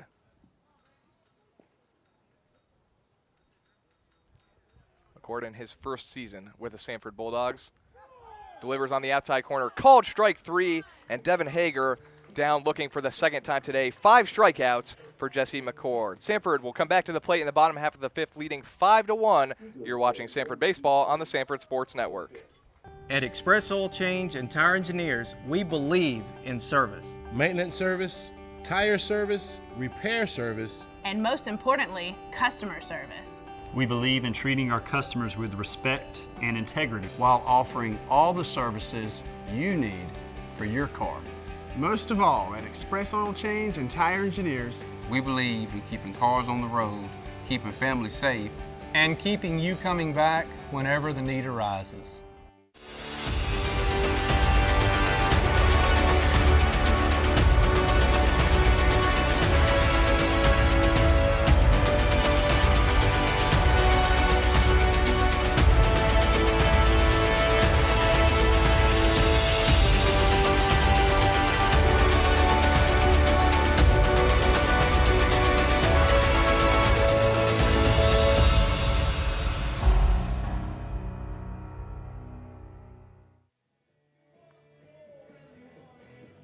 Back for the bottom of the 5th inning, Samford leading 5-1. We have our first pitching change of the afternoon.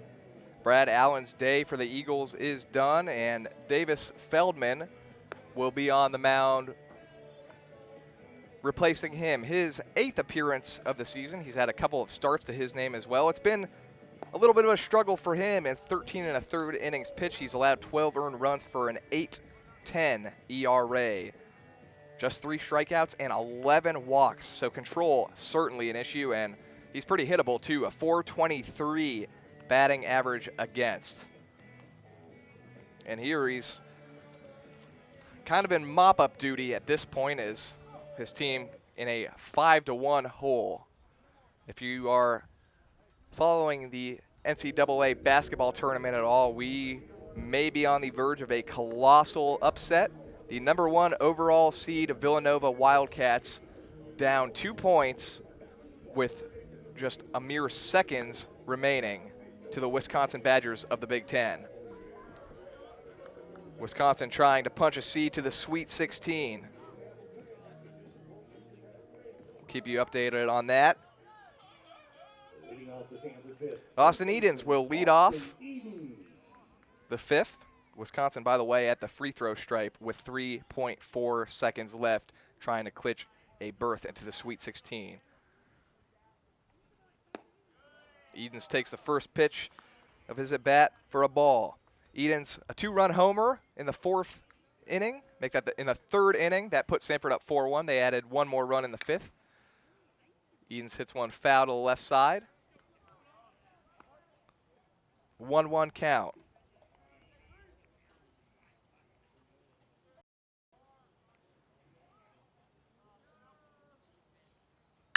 This one hit sharply on the ground. Gill's got it. Takes a step, fires over to first, and Edens is retired for the 2nd time today.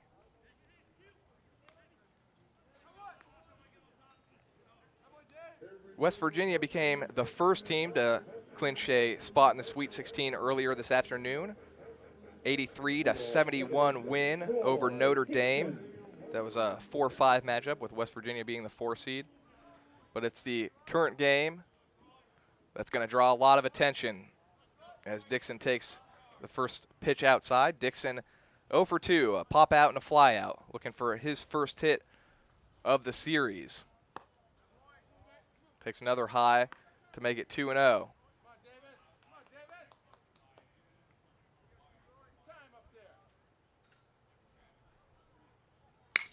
Hits this one hard on the ground to second. Pegs is there, takes a step towards first, tosses it over, and quickly 2 away here in the 5th.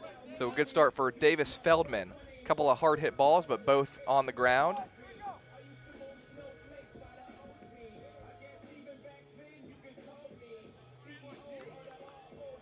Anthony Mulrine is 1 for 2 with a single and a run scored. Also popped out to shortstop. We got a final in March Madness. Number 1 overall seed, Villanova, has been eliminated. So the defending national champion goes out in the round of 32. It's Wisconsin, the 8th seed out of the Big Ten, that will advance to the Sweet 16. So a lot of brackets just went up in flames.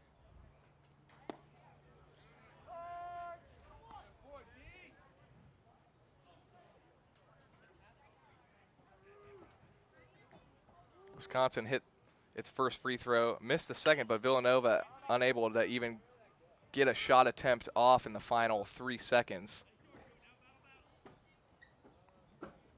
So West Virginia and Wisconsin, the first 2 teams into the Sweet 16. Mulrine behind in the count, 1 and 2 here. Takes one high and outside.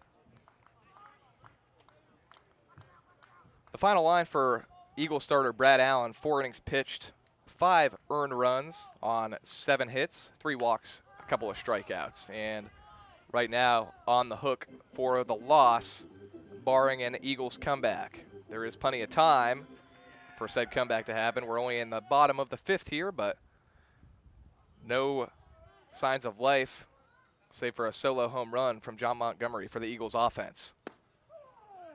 That one is in there for a called strike 3 against Anthony Mulrine. So Davis Feldman comes in relief and gets a 1-2-3 inning in the bottom of the 5th. We will head to the 6th inning at Joe Lee Griffin Field. Samford continues to lead 5-1. You're watching Samford Baseball on YouTube Live, presented by the Samford Sports Network.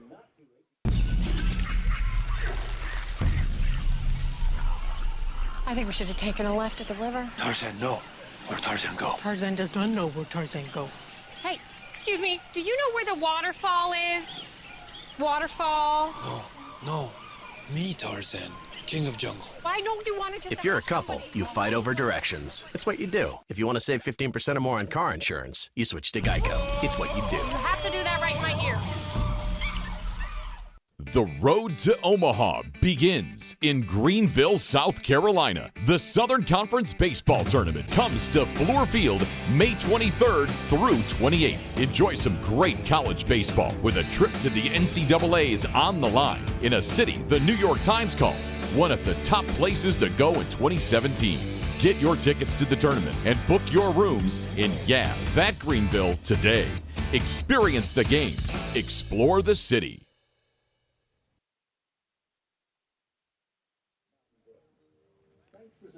Back from the top of the 6th inning at Joe Lee Griffin Field. A lot of SoCon action in baseball today. UNC Greensboro, an 11-8 winner over Lafayette. Citadel currently down to Dartmouth 6-5 in the bottom of the 8th. ETSU falls 4-2 to Miami of Ohio. Wofford playing Yale in a doubleheader, 1-1, 6-2, currently tied in the 2nd inning, 4-4 in Game 2. Western Carolina down 4-3 to Kent State. VMI leading Elon 6-4 in the top of the 8th. And Furman up on North Carolina, A&T 5-3 in the top of the 4th. In a big non-SoCon matchup, number 1, Florida State, who of course swept Samford earlier this year, currently down to Virginia Tech 11-10 in the bottom of the 7th inning. That's a look at our Papa John's scoreboard update. We'll keep you updated on that. And again, Samford softball also a doubleheader today. Swept that doubleheader. 6-0 win against Western Illinois. A 2-1 win against UT Martin. This ball is smoked up the middle. A base hit for Drake Peggs, the second base runner of the game for Eastern Michigan. Samford softball will continue their play in Tennessee tomorrow, day 2 of the UT Martin Classic. They're going to play the same 2 teams. Western Illinois a 10 a.m. Central start time, and then UT Martin to follow. Scheduled time, I believe, is 12:30 for that one. And, of course, we'll have our series finale here between Eastern Michigan and Samford at 12 noon. I'll have the call for that one as well right here on YouTube Live and the Samford Sports Network. McCord checks on Pegs over at first base. First time today, Eastern Michigan has had a leadoff runner on, only their second runner of the game. First hit was a solo home run that was smashed from John Montgomery. And Pegs, that was a well-hit line drive into center field. But for Eastern Michigan, they've got a lot of work to do. They've got 12 outs to play with. They're going to want to start scratching back sooner rather than later if they are going to try to find a way to crawl back into this game. Nick Jones at the plate in an 0-for-1 count, a swing and a miss, and behind 0-2. McCord, 5 strikeouts on the day. One of them was Nick Jones. Jones was a big part of the offense yesterday for Eastern Michigan. Drove in 2 of their 3 runs a day ago. McCord checks on Pegs again.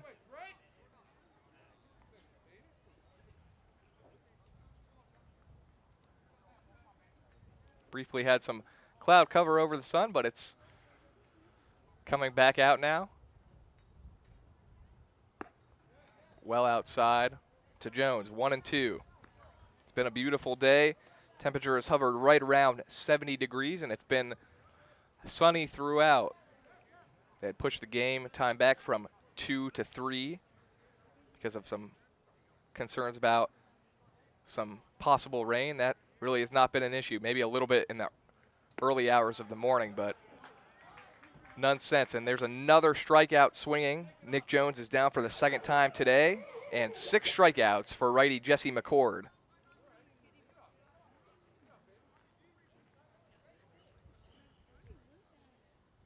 Center fielder, Drake Lubin. Back to the top of the order. The third time through the lineup begins now for the Eagles. Drake Lubin, 0-for-2, grounded out to short, struck out swinging in the 4th. McCord delivers high. Snap throw down the first, but back in plenty of time is Pegs.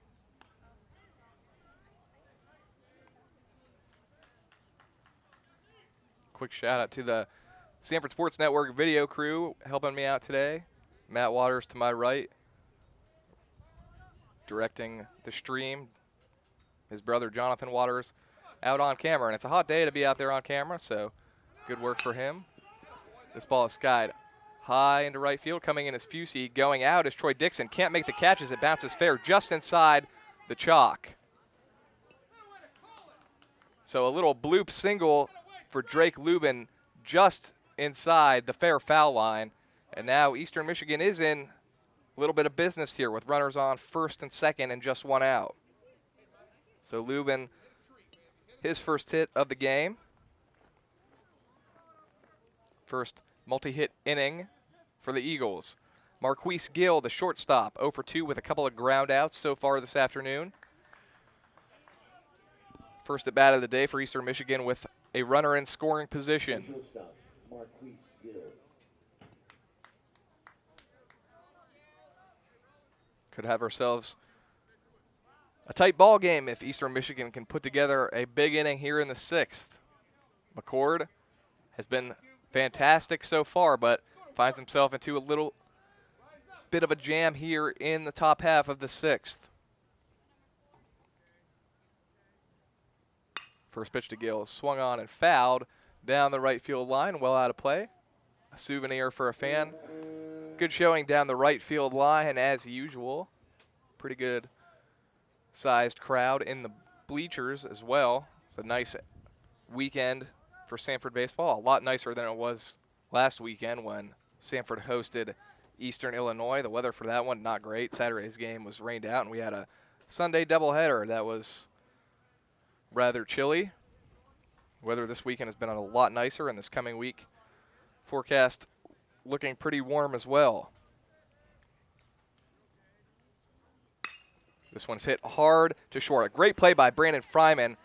throws to Troy Dixon from the ground, so they will not get an out. But a great play from Brandon Fryman to stop that ball from getting into the outfield. That saved a run. I thought certainly off the bat that was going to be through the left side of the infield into left field, but Fryman really a full extension dive to his right, and credit to him, he tried to make a play and get Drake Lubin at second base. He basically threw from his backside on the ground. No play, but great effort from Brandon Fryman. And now Eastern Michigan suddenly has the bases loaded with just one out. 3 singles in the inning.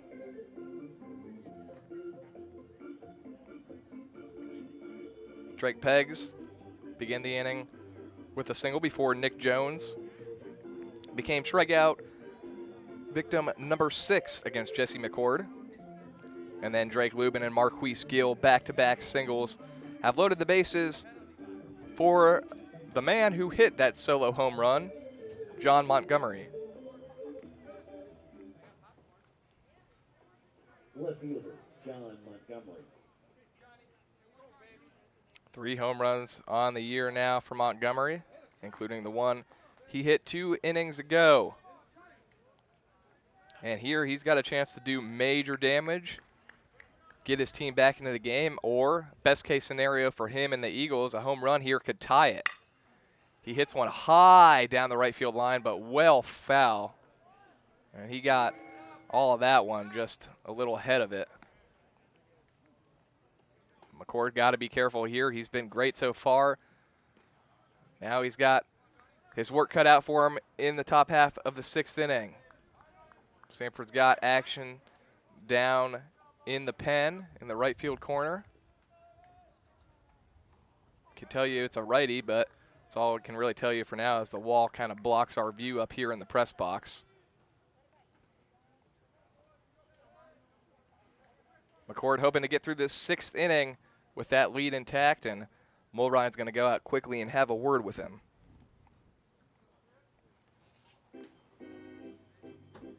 Another reminder that the series will wrap up tomorrow here on YouTube Live with a 12 noon first pitch. And next week, baseball will travel to Troy on Tuesday night for a 6 p.m. first pitch, and then host Troy here at Joe Lee Griffin Field on Wednesday night. Both of those games against Troy in the home-and-home series, 6 p.m. first pitch. This one inside.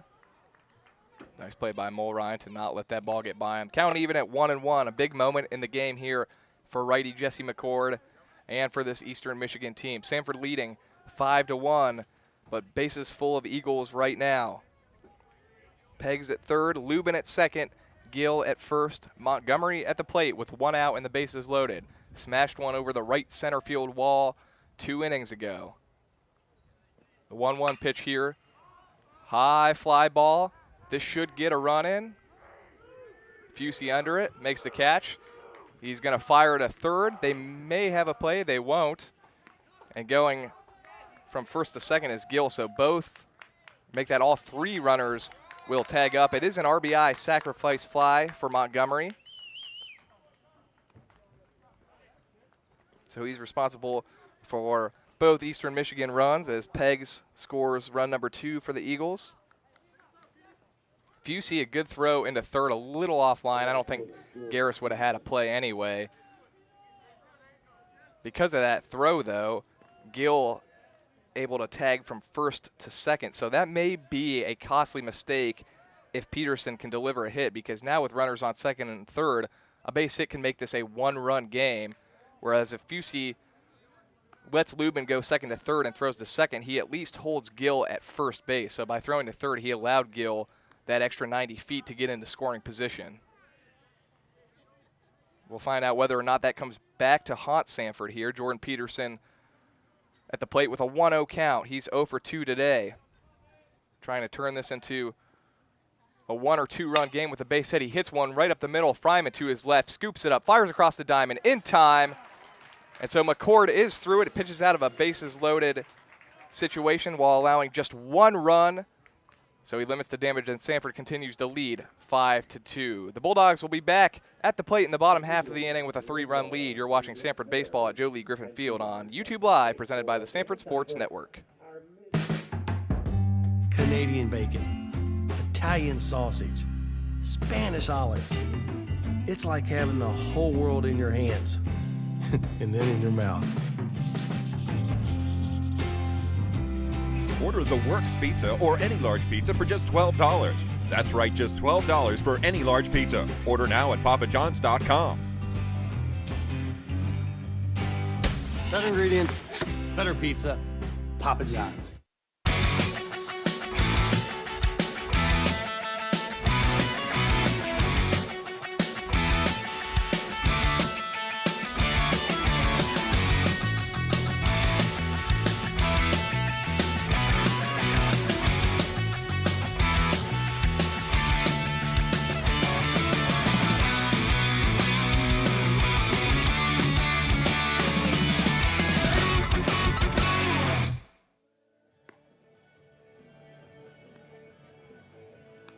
Fans, another reminder, Samford men's basketball is off to the second round of the collegeinsider.com postseason tournament.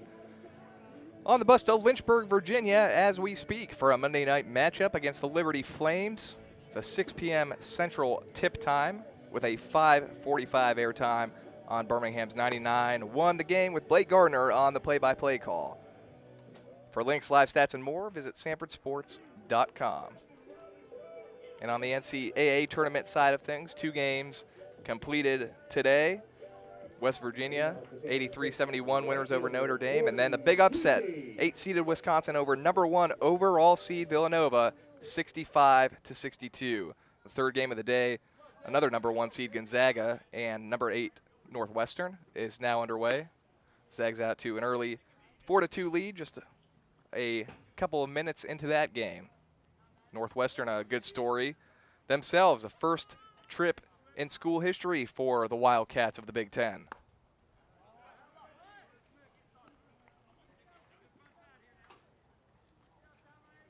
Jordan Fusey at the plate here in the bottom half of the 6th inning with a 1-1 count.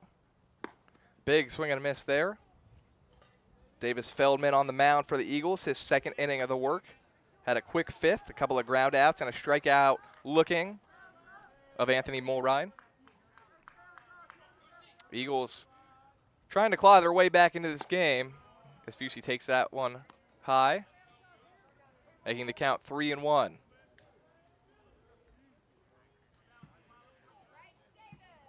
Make that 2-2 rather. And that's a swing and a miss from Fusey, and he is down swinging. And so the second strikeout of the day for Davis Feldman.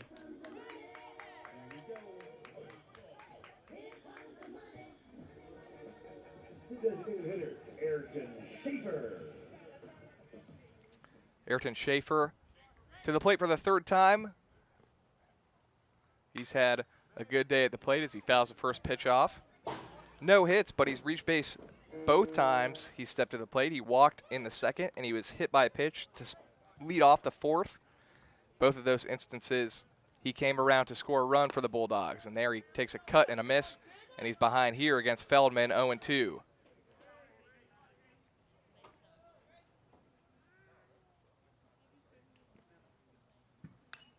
Fouls that one back into the netting to stay alive.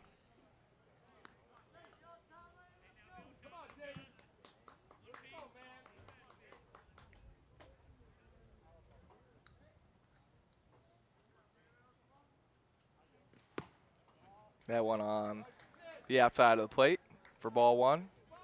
Eastern Michigan has not begun conference play yet. They will open MAC play next weekend against Bowling Green.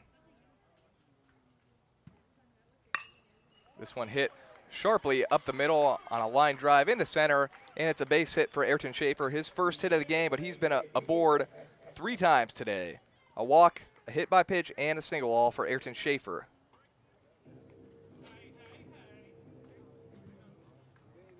So a 1-out single for Schaefer will bring up Taylor Garris, who himself is having a very nice day.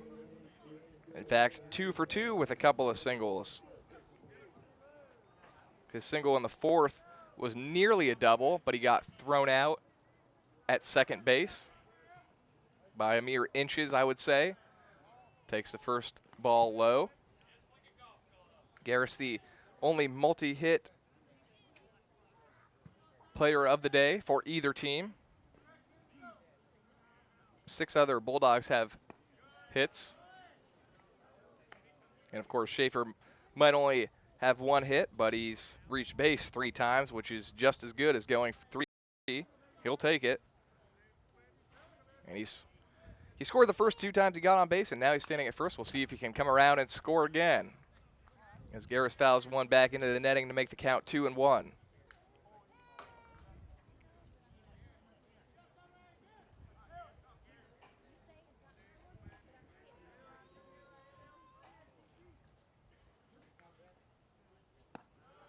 Two-one pitch well outside, an easy take for Garris, and 3-1 now.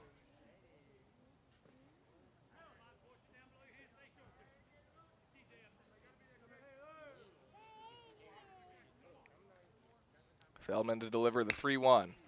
Swung on and hit through the left side of the infield. A base hit for Garris. Make it 3 for 3 on the day for third baseman Taylor Garris. Maybe finding another one of his hot streaks that he had a week or so ago.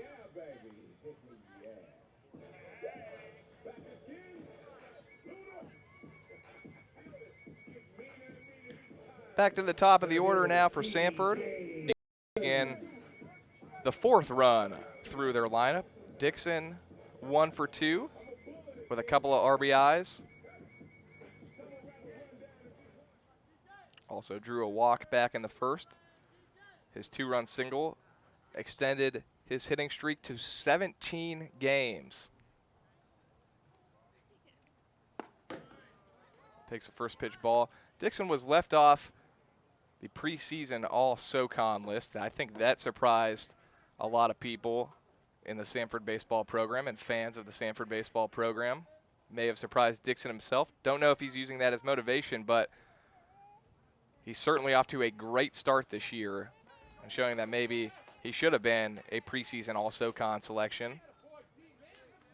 Has hit safely in every single game for the Bulldogs except their season opener against UNC Asheville. Drove in the first 2 runs of the game this afternoon, looking maybe for a couple more here. Takes a called strike and behind in the count now 1-2. It's the first time he has seen the righty Davis Feldman.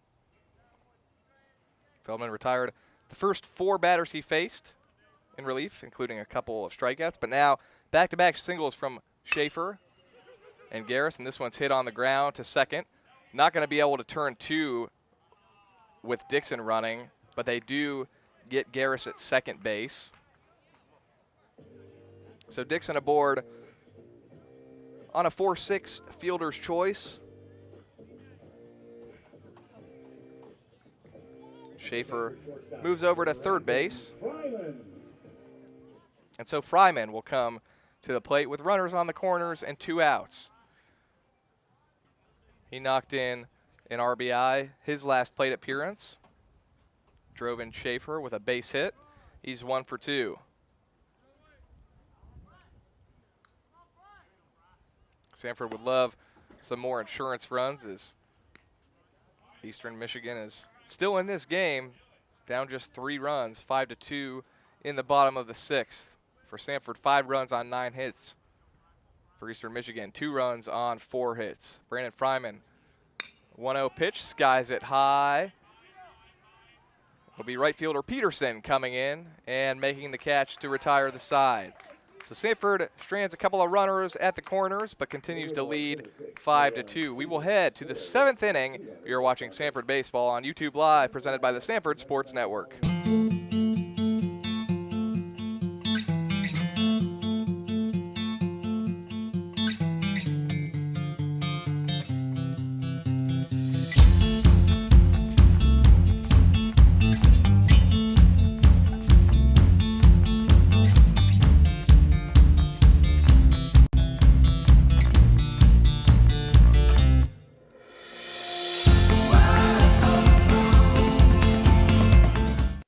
This is Lauren. These are her first roommates. Her first car. and her very first health insurance plan, Blue Cross and Blue Shield of Alabama. Even at her age, she's not taking her health for granted. Her affordable health plan includes a routine annual checkup, apps, and programs that fit her lifestyle. Lauren may be just starting out, but with us, she's already got peace of mind. Blue Cross and Blue Shield of Alabama. We cover what matters. Find out how we can cover you for the first time.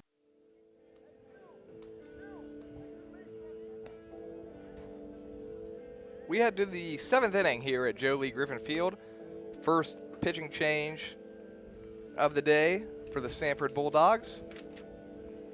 Coming in relief of Jesse McCord, number 41, Jared Brasher, rather.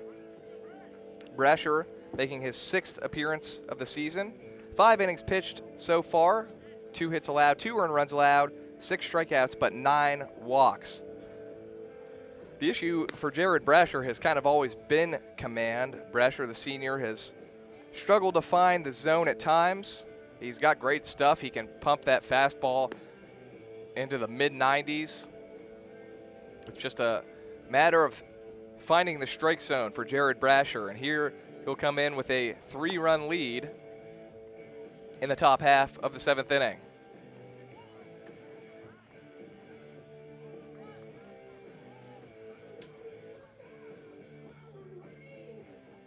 A couple of other Samford sports about to begin SoCon play as well. Women's tennis will open SoCon play next Wednesday at Mercer. Their first home SoCon match will be March 25th against ETSU. Men's tennis will start SoCon play next weekend with road matches at Furman and Wofford. As Jared Brasher's first pitch is outside for ball 1. Brennan Williams, Zachary Owings, and Devin Hager due up here in the 7th for the Eagles. That one's in there for a called strike, 1-1. Williams 0 for 2, strikeout. Jesse McCord, a great showing for him. 2 earned runs in 6 innings pitched on 4 hits, 5 strikeouts, and perhaps the most encouraging sign for Jesse McCord, no walks issued in those 6 innings.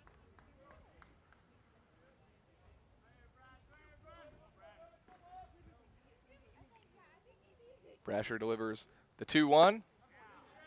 Check swing, did he go around? He did.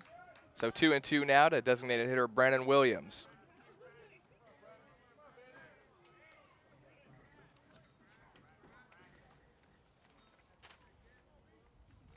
Brasher, as I mentioned, 6 strikeouts in the 5 innings he's pitched, but again, walks an issue. 9 walks in 5 innings. Williams gets a piece of that one to stay alive. When he's been in the strike zone, he's a tough guy to hit. 143 average against. Of course, this is all very small sample size with only 5 innings pitched. But he's always had the stuff. It's just a matter of the command. That one's low, and it's a full count now to Brennan Williams. With a 3-run lead especially, you need to find the strike zone. You do not want to give any runners a free pass on base. This one is hit sharply. Troy Dixon to his right, can't handle it.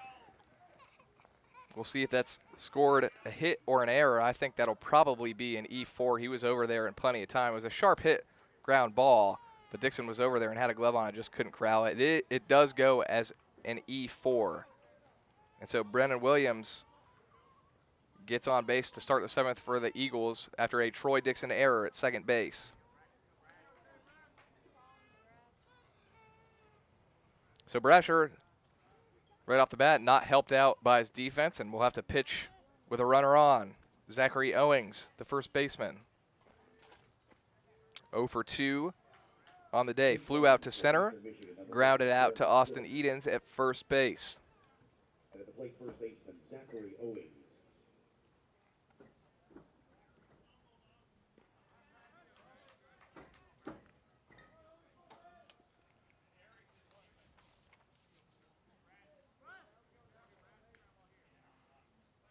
Jeremy Stidham, by the way, is pinch running over at first base for the Eagles. So Brennan Williams' day is done. He was 0 for 3 with a ground out, a strikeout, and then reached on an error.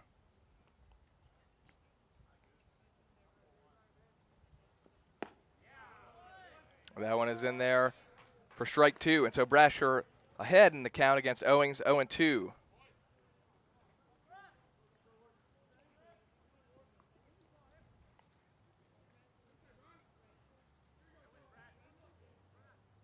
Brasher looking for a punch out here, would also take a ground ball.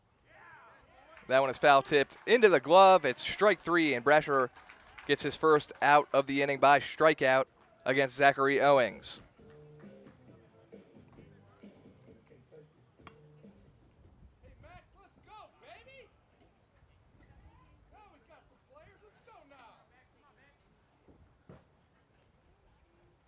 We'll have a pinch hitter here for Eastern Michigan. Number 17, Max Schumann. He's going to hit in place of Devin Hager.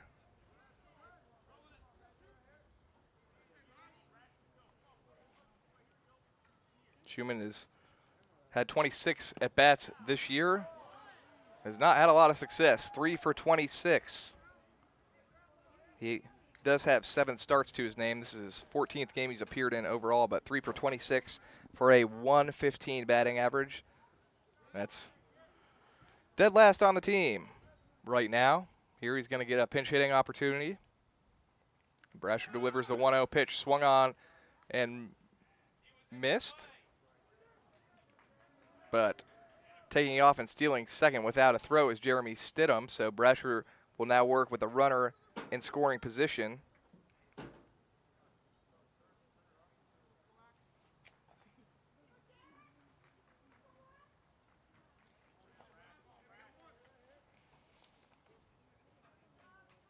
Max Schumann, the man at the plate, is a sophomore. He's listed as an infielder. We'll see if he stays in the game at third base for Devin Hager. That one is in there for strike 2, and so Brasher ahead in the count, 1-2.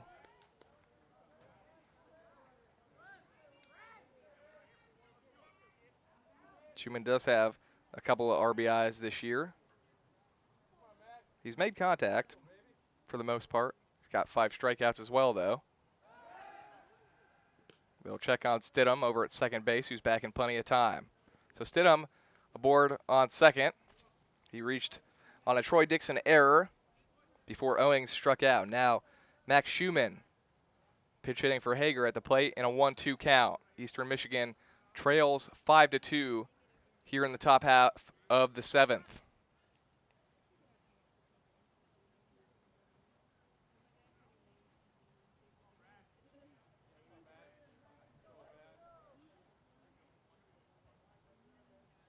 Brasher sets and delivers the 1-2. Swung on and missed, and Brasher a couple of strikeouts back-to-back of Owings and Schumann.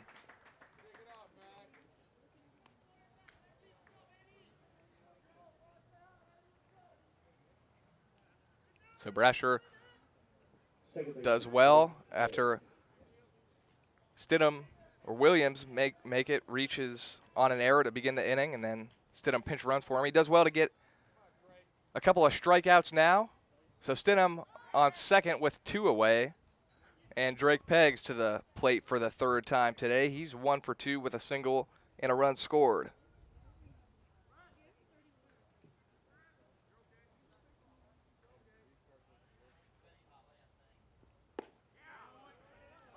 Brasher delivers some heat down the middle for a called strike 1 against Drake Peggs. Eastern Michigan 4 hits on the day. 3 of them came an inning ago in the top half of the 6th when they scored their 2nd run of the afternoon. That one just a little inside. Mulrine doing his best to frame that pitch and try to get a called strike. Does not get it, and the count is 1-1.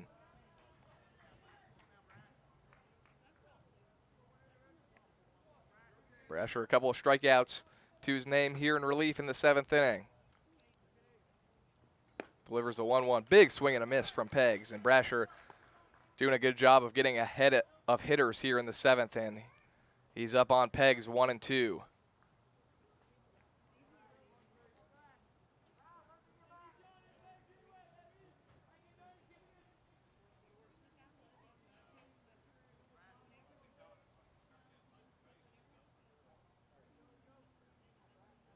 Brasher delivers the 1-2. Swung on and missed, and Brasher, after the first runner of the inning, reaches on an error. Brasher 3 consecutive strikeouts of Owings, Schumann, and Peggs.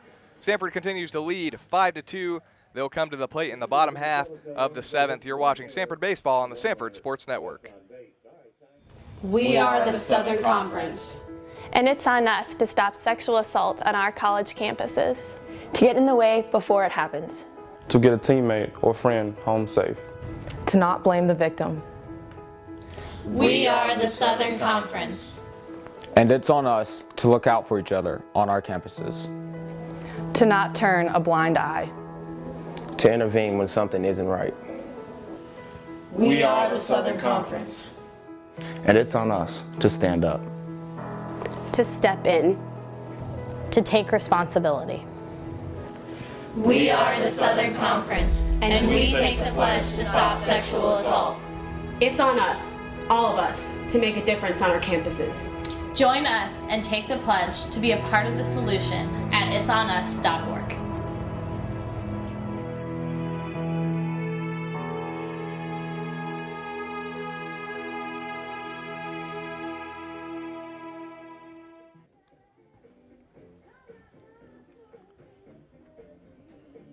We head to the bottom of the 2nd here at Joe Lee Griffin Field. Talked a little bit about Samford softball sweeping their doubleheader, men's basketball in action Monday night. We talked about men's and women's tennis. Track and field last weekend, 2 Bulldogs competed at the NCAA Indoor Championships in College Station, Texas. Trey Oates and Carissa Nelson. Oates finished in 8th place in the pole vault, which is pretty good, and Carissa Nelson won a national championship in the 1 mile. It's the first Division I national title in Samford Bulldogs history, so a big congratulations to Carissa Nelson for winning a D1 national championship in the mile. The outdoor season, by the way, starts this weekend. The Dogs taking part in the Mississippi State Relays. They'll host a meet, the Samford Classic, later this month, Saturday, March 24th at the Samford Track and Soccer Complex. Kevin Williams Jr. leads off the bottom half of the 7th for the Bulldogs.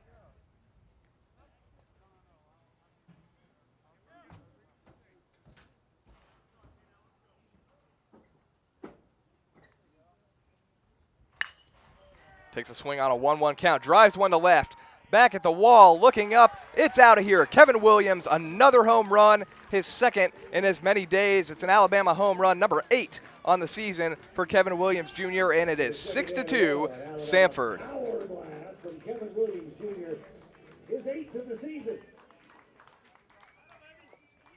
Kevin Williams Jr. continuing to slug the ball. An incredible start to the season for him. What an addition for this Samford Bulldogs team. He's played an excellent left field, and he is sure hit from day one. And so Samford carves out an insurance run and comes up and takes a big hack at the first pitch.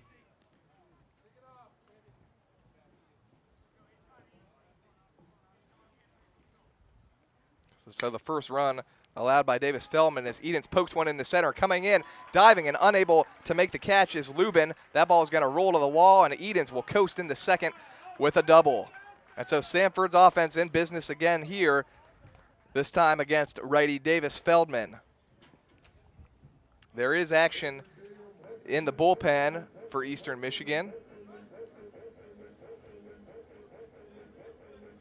Justin McMurtry, the junior righty, number 36, warming up for the Eagles right now. This is the 3rd inning of work for Davis Feldman. He's been pretty efficient so far through his first 2 innings, a couple of strikeouts and 2 hits, but here a leadoff home run to Kevin Williams Jr. and then a double from Austin Edens. First pitch, a little harmless pop-up from Troy Dixon, is going to be caught in foul territory behind home plate by catcher Nick Jones. So Dixon quickly away.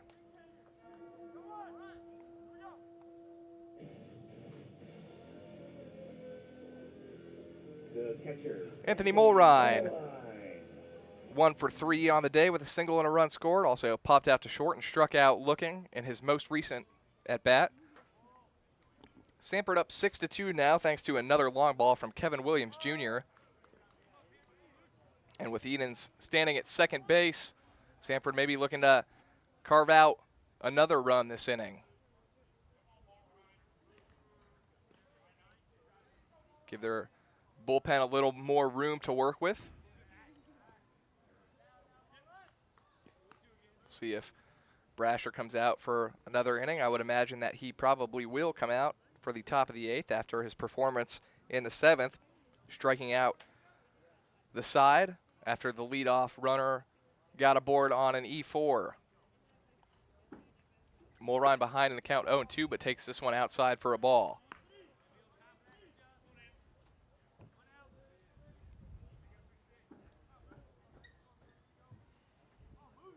A win today would give the Bulldogs a series win and a chance at another sweep tomorrow.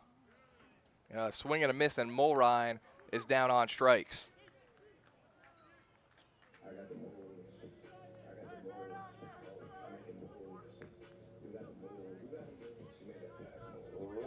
Samford has won each of its home series this year. 2 out of 3 from UNC Asheville to begin the season. 2 out of 3 the first weekend in March against Indiana, the Big Ten. Fusey fouls one back into the backstop. You could hear that one crack the backstop on our crowd mic. 2 out of 3 against Indiana, as I said, and then a sweep last weekend here at home against Eastern Illinois. That ended with a walk-off in Game 2 of a Sunday doubleheader. And of course, they started this series against Eastern Michigan with a walk-off last night and lead here in Game 2, 6-2 in the bottom half of the 7th, looking for some more with Edens at second base and 2 away. Fusey at the plate in a 1-1 count. And that one finds the inside corner for a strike, 1-2.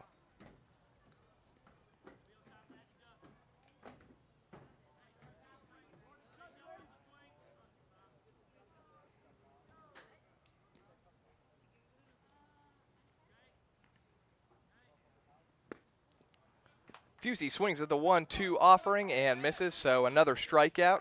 A pair of strikeouts in the inning for Davis Feldman, but not before Samford adds on one more insurance run off a solo home run for Kevin Williams Jr., his 8th bomb of the season. 6-2 Samford as we head to the 8th at Joe Lee Griffin Field. You're watching Samford Baseball on the Samford Sports Network.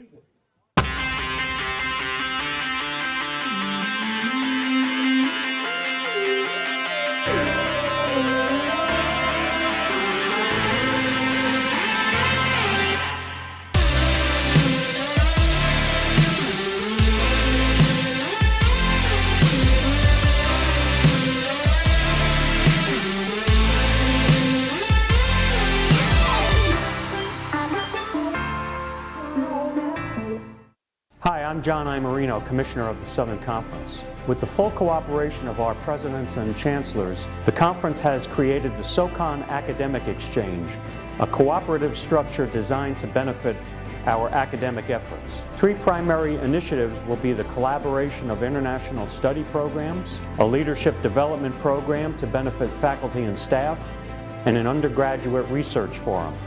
For more information on the SoCon Academic Exchange, visit SoConSports.com.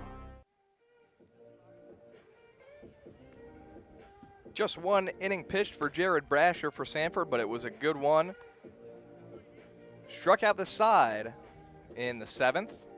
Just 1 base runner allowed on an error, but now another pitching change for Samford. It's number 24, Aaron Baldwin, making his 7th appearance of the season. He's allowed 5 runs, all earned in 6 1/3 innings. 6 walks and 5 strikeouts, 200 average against. So similar to Brasher, he's struggled with command a little bit, not quite to the same extent maybe, but still averaging about a walk an inning right now. But he's got good stuff. He's another new addition to this Samford team, someone that I know the coaching staff is really high on. He's going to get some work here pitching the 8th inning. They see him, I think, as really a lethal weapon at the back end of their bullpen this season.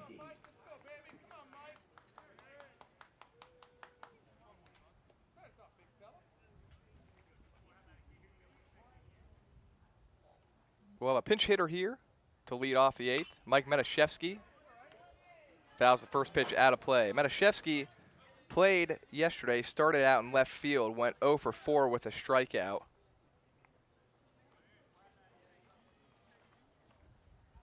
Hitting just .228 on the season, 13 for 57. Ropes this one into center on a line, but right at T.J. Dixon, so quickly one away for Aaron Baldwin and the Samford Bulldogs.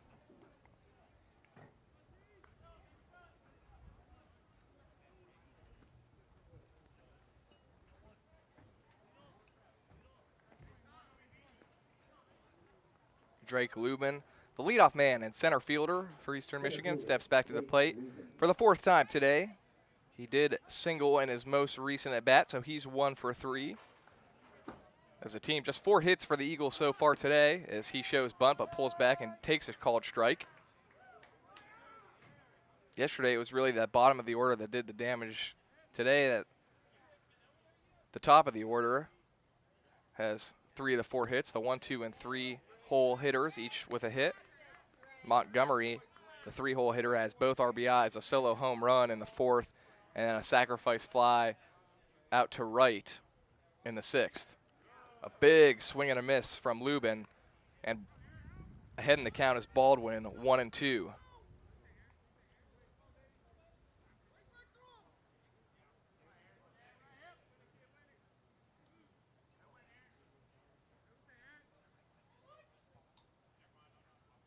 Baldwin, the 1-2 pitch, swung on, foul tipped off what I believe was the mask of Mulrine.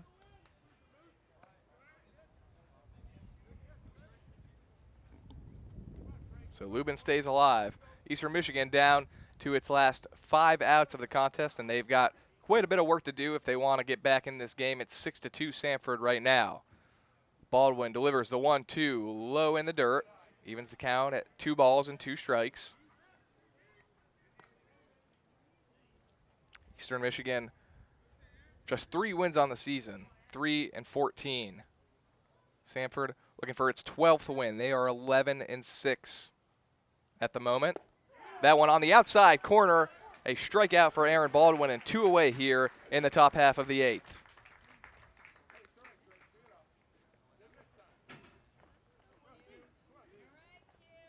So Marquise Gill, it'll be up to him to extend this 8th inning for the Eagles.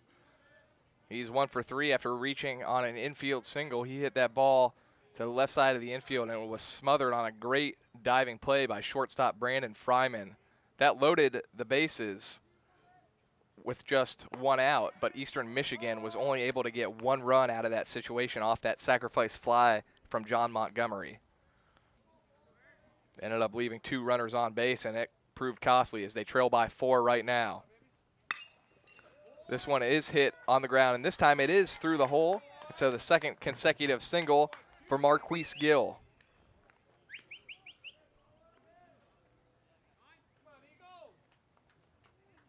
First Eagles player to have a multi-hit game this afternoon, 2 for 4. And John Montgomery, the man with the Eagles RBIs today, steps back to the plate. 1 for 2, 2 runs driven in and a run scored.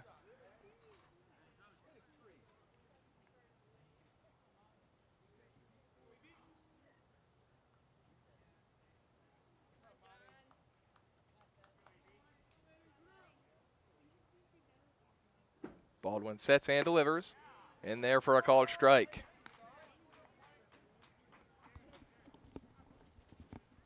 Montgomery's home run was his 3rd of the year. And he has RBIs number 11 and 12. Leads the team in both of those categories, home runs and RBIs, in addition to a handful of other statistics, including slugging percentage.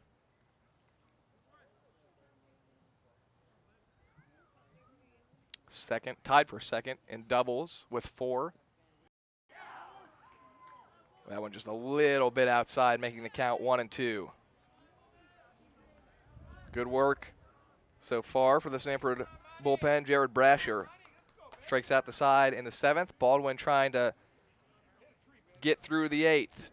2 out with 1 on. Gill over at first base. 1-2 pitch.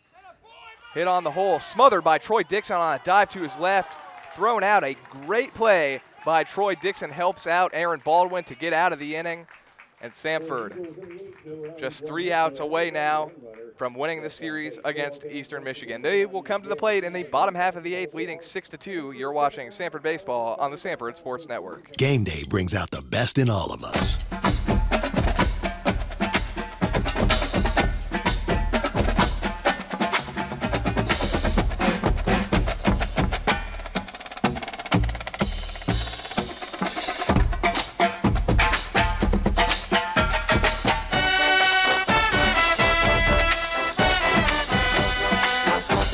Regions, every day is game day. Canadian bacon, Italian sausage, Spanish olives. It's like having the whole world in your hands and then in your mouth. Order the Works Pizza or any large pizza for just $12. That's right, just $12 for any large pizza. Order now at papajohns.com. Better ingredients, better pizza, Papa John's.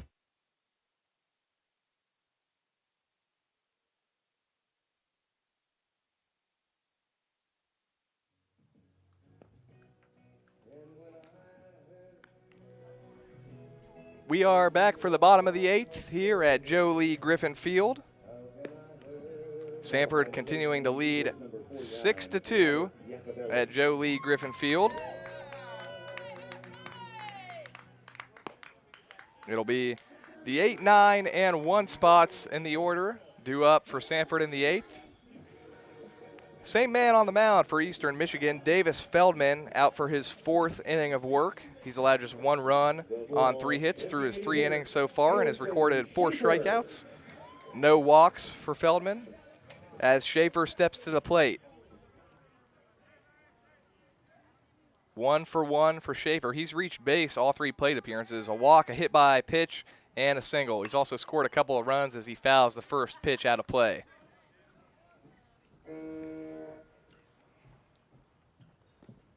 It was a great play by second baseman Troy Dixon to end the top half of the 8th inning. Schaefer fouls another one back into the netting. Ball looked like it was going to get through the right side of the infield and into right field for a base hit, but Dixon, a full dive to his left side to smother the ball, gets up and fires over to Edens to retire Montgomery and end the 8th inning. Help out his pitcher, Aaron Baldwin. Another foul ball from Ayrton Schaefer.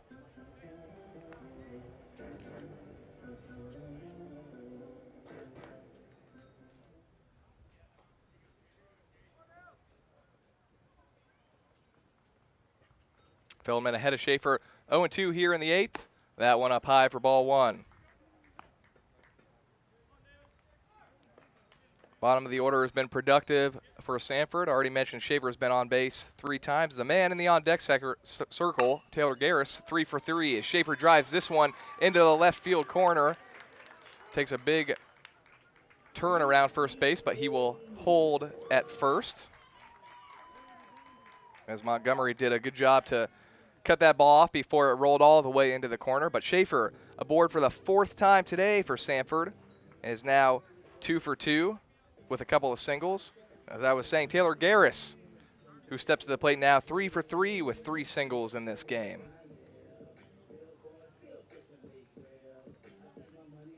Samford leads by 4, but why not carve out a little bit of a bigger lead here?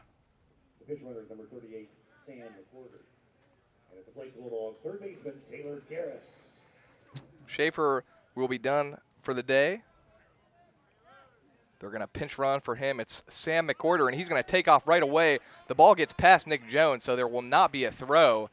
And so McWhorter into the game, takes off right away. And what I believe is going to be a pass ball on Nick Jones. Would have to see it again to be sure. We'll see how they rule that. But in either case, McWhorter pinch runs and is now at second base with no one out.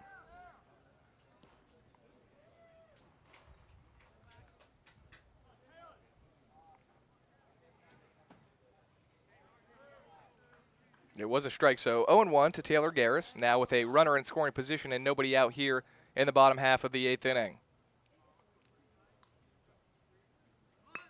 Puts down the bunt. McWhorter over to third easily. They'll get Garris by a step at first base, but does exactly what he is supposed to do there. Sacrifice bunt. Gets McWhorter over to third base. And Samford will head back to the top of the order, and center fielder T.J. Dixon with a man on third base and just one out. A 4-run lead, looking to make it 5 here in the bottom of the 8th. Dixon 1 for 3 with a couple of runs driven in and a walk. Takes low and outside for ball 1.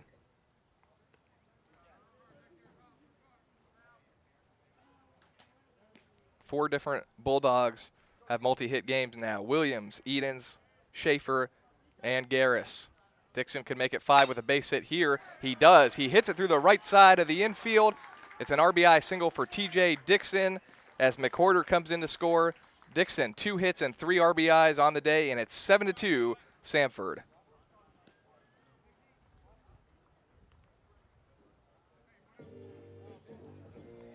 The shortstop, Brandon Fryman. Still some action in the Eastern Michigan bullpen. Right now it continues to be Davis Feldman trying to get through this bottom of the 8th innings. He checks on Dixon at first base. Dixon, a good base runner. He's got a lot of speed on the base paths. Did get picked off back in the first inning, but has had a good day at the plate, 2 for 3.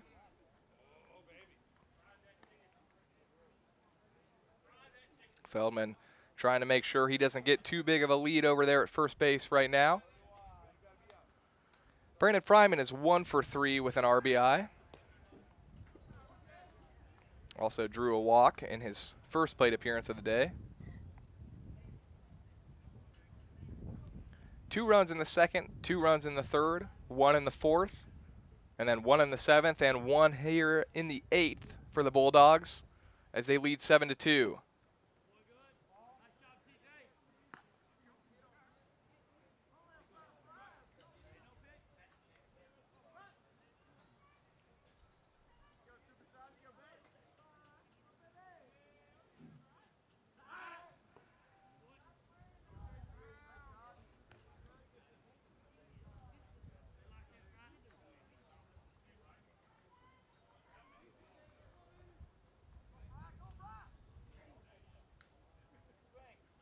Pitch. Dixon takes off. This one is hit up the middle. Gill's got it. Pivots, spins, and throws over to first in time to get Fryman, but T.J. Dixon will advance to second base. Nice play by shortstop Marquise Gill there. Fields the ball right behind the second base bag. Does a little spin move and fires over to Owings to get Fryman. And a productive out for Fryman as he does get Dixon into scoring position.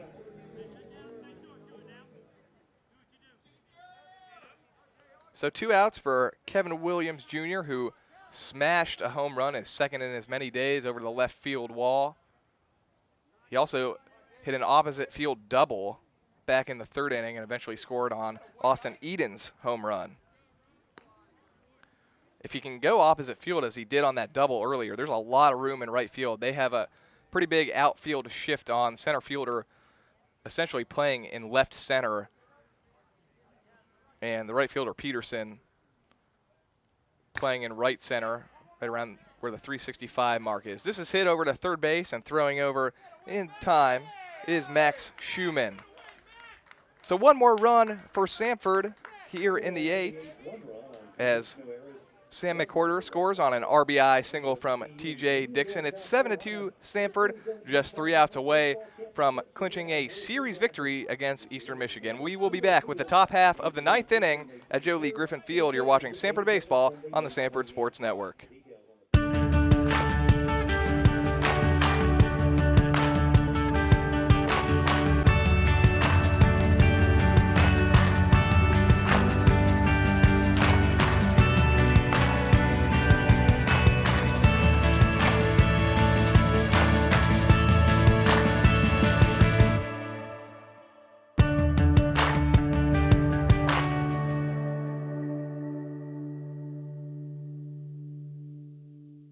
Human beings can be hungry anytime they please.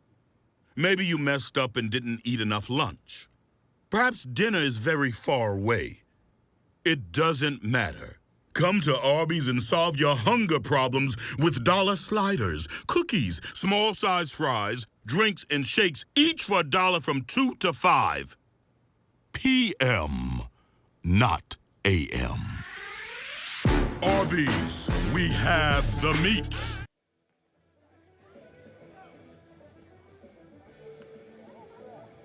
Back for the top of the 9th at Joe Lee Griffin Field. Aaron Baldwin back on the mound for his second inning of work as Samford just 3 outs away from clinching a series victory against Eastern Michigan with a 7-2 lead. Samford has pounded out 13 hits for Eastern Michigan, their 2 runs coming on 5 hits. Jordan Peterson to lead things off for the Eagles down to their final 3 outs here. Takes a swing and rips one past a Brandon Fryman, going to his left at short and into left center field. So Peterson aboard with a leadoff single to start the 9th. Jeremy Stidham will make his first plate appearance of the day. He pinch ran for Brennan Williams in the 7th. Williams reached on an error from Troy Dixon, and then Stidham pinch ran and eventually did steal a bag, but now makes his first plate appearance of the day. He started yesterday and played in center field and went 0 for 4. Takes a first pitch strike from Baldwin. The Eagles need a big rally here in the 9th to extend this game, down by 5 runs, but Peterson starts it off with a base hit. That one up very high to Stidham, 1-1.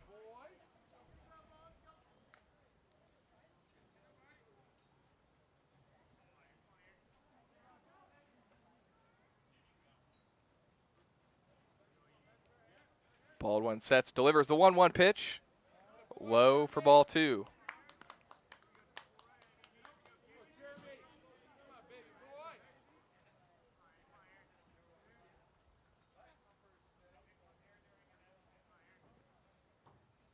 Two-one pitch from Baldwin, low and outside in the dirt, and 3-1.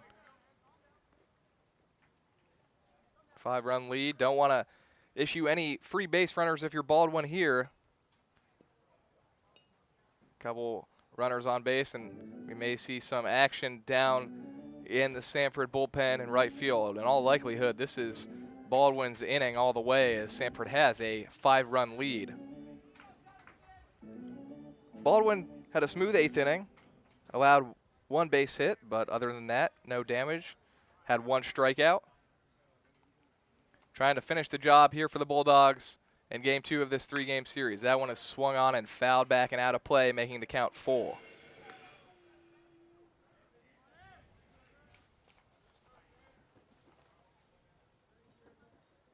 Jeremy Stidham hitting just 190 on the season. He's just 8 for 42. Here he pokes this one through the right side of the infield. Dixon dives, can't quite get it. And so it's back-to-back base hits for Peterson and Stidham to start the 9th inning for the Eagles.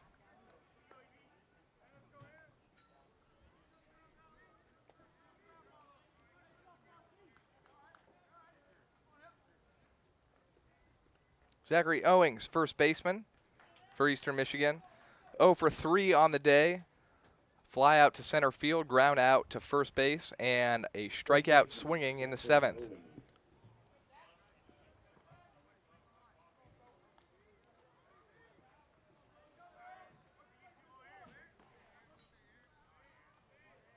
Here he's got an issue or an opportunity to keep this inning going with runners on first and second and nobody out for Eastern Michigan. It's Peterson at second and Stidham at first.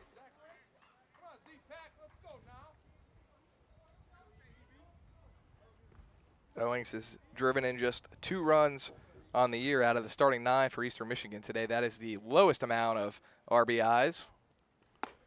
That one is well high, and Owings quickly ahead in the count, 2-0.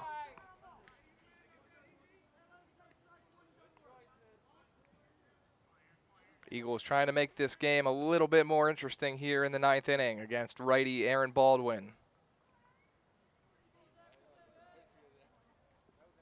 2-0 pitch right down the middle for a called strike, and so Baldwin trying to battle back here after issuing a couple balls to Owings to start this AB.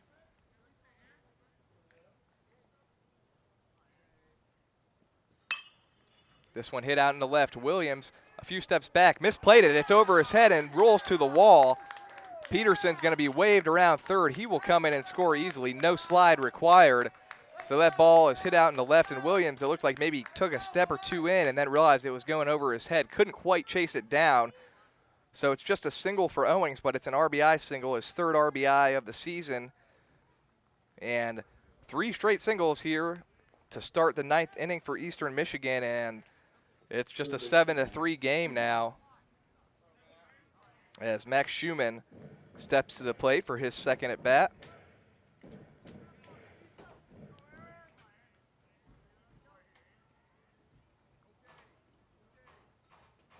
Schumann pinch hit for Devin Hager and struck out against Jared Brasher in the 7th inning.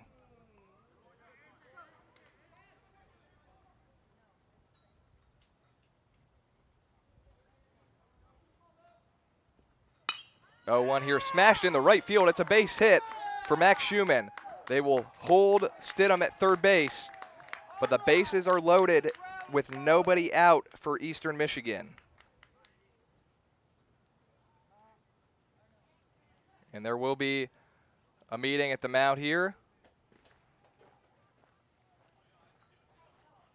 Coach Dunn will go out and talk to Aaron Baldwin, and that's going to, I believe, do it for him. 4 consecutive singles to start the 9th inning.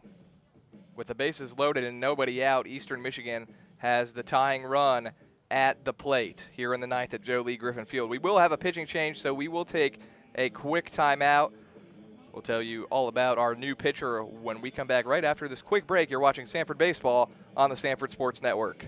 At Express Oil Change and Tire Engineers, we believe in service. Maintenance service, tire service, repair service, and most importantly, customer service.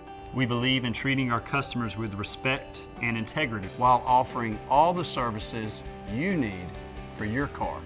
Most of all, at Express Oil Change and Tire Engineers, we believe in keeping cars on the road, keeping families safe, and keeping you coming back whenever the need arises. General Shale makes your great outdoors even better with big savings on its outdoor living collection. Everything you need to create your own backyard fire pit, outdoor fireplace, General Shale delivers to your home and can recommend a contractor. Or offers easy-to-follow instructions to do it yourself. Save money now on backyard fun with General Shale's complete outdoor living collection. Hurry, your great outdoors is waiting for you. Bulldogs closer Wyatt Burns now in the game here in the bottom of the 9th, make that the top of the 9th. Bases loaded for Eastern Michigan, and it is a safe situation now for Wyatt Burns. This is his 11th appearance of the season. He has 7 saves already. 2-0. He earned the win yesterday with a scoreless 9th inning before the Samford walk-off, thanks to Jordan Fusey. A 1.76 ERA for Wyatt Burns, just 3 earned runs allowed in 15 and a third innings pitched. 11 strikeouts to 5 walks. Just a 189 batting average against. And here he's inheriting a bases-loaded jam with nobody out. So after a nice 8th inning from Aaron Baldwin, He struggles here in the ninth. 4 straight singles from Jordan Peterson, Jeremy Stidham, Zach Owings, and Max Schumann.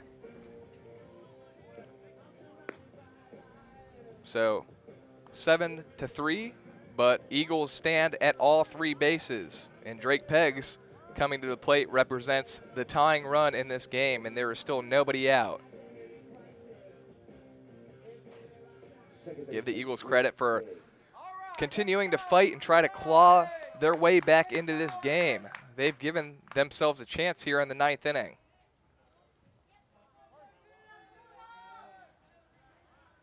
Wyatt Burns has been used a lot this year for Samford. Delivers a first pitch strike. And he's called upon yet again this afternoon in a big situation. Samford looking for its 2nd win of the series. It would clinch a series victory. Eagles trying to battle back and tie the series at 1 as this one is hit foul. And Wyatt Burns quickly ahead of Peggs, 0-2.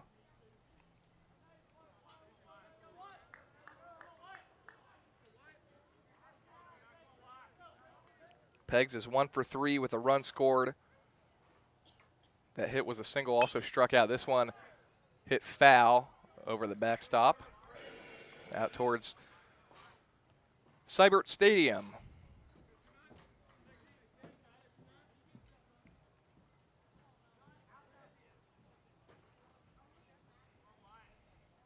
Wyatt Burns looking for what would be his 8th save already of the season. He saved 7 of 11 games. This one is hit up the middle, snagged by Burns. A great play. He'll throw home to Mulrine for 1, over to Edens for 2. A double play, called a 1-2-3 double play. What a play from Wyatt Burns to snag that ball.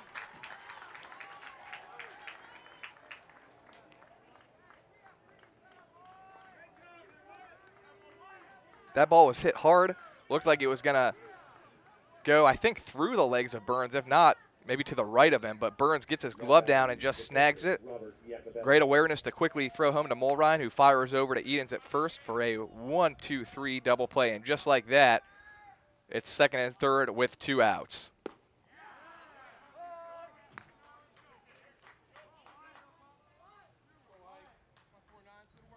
Robert Iacobelli is pinch hitting here for Eastern Michigan for Mike Metashevsky. Big swing and a miss there, and quickly ahead of Iacobelli is Wyatt Burns.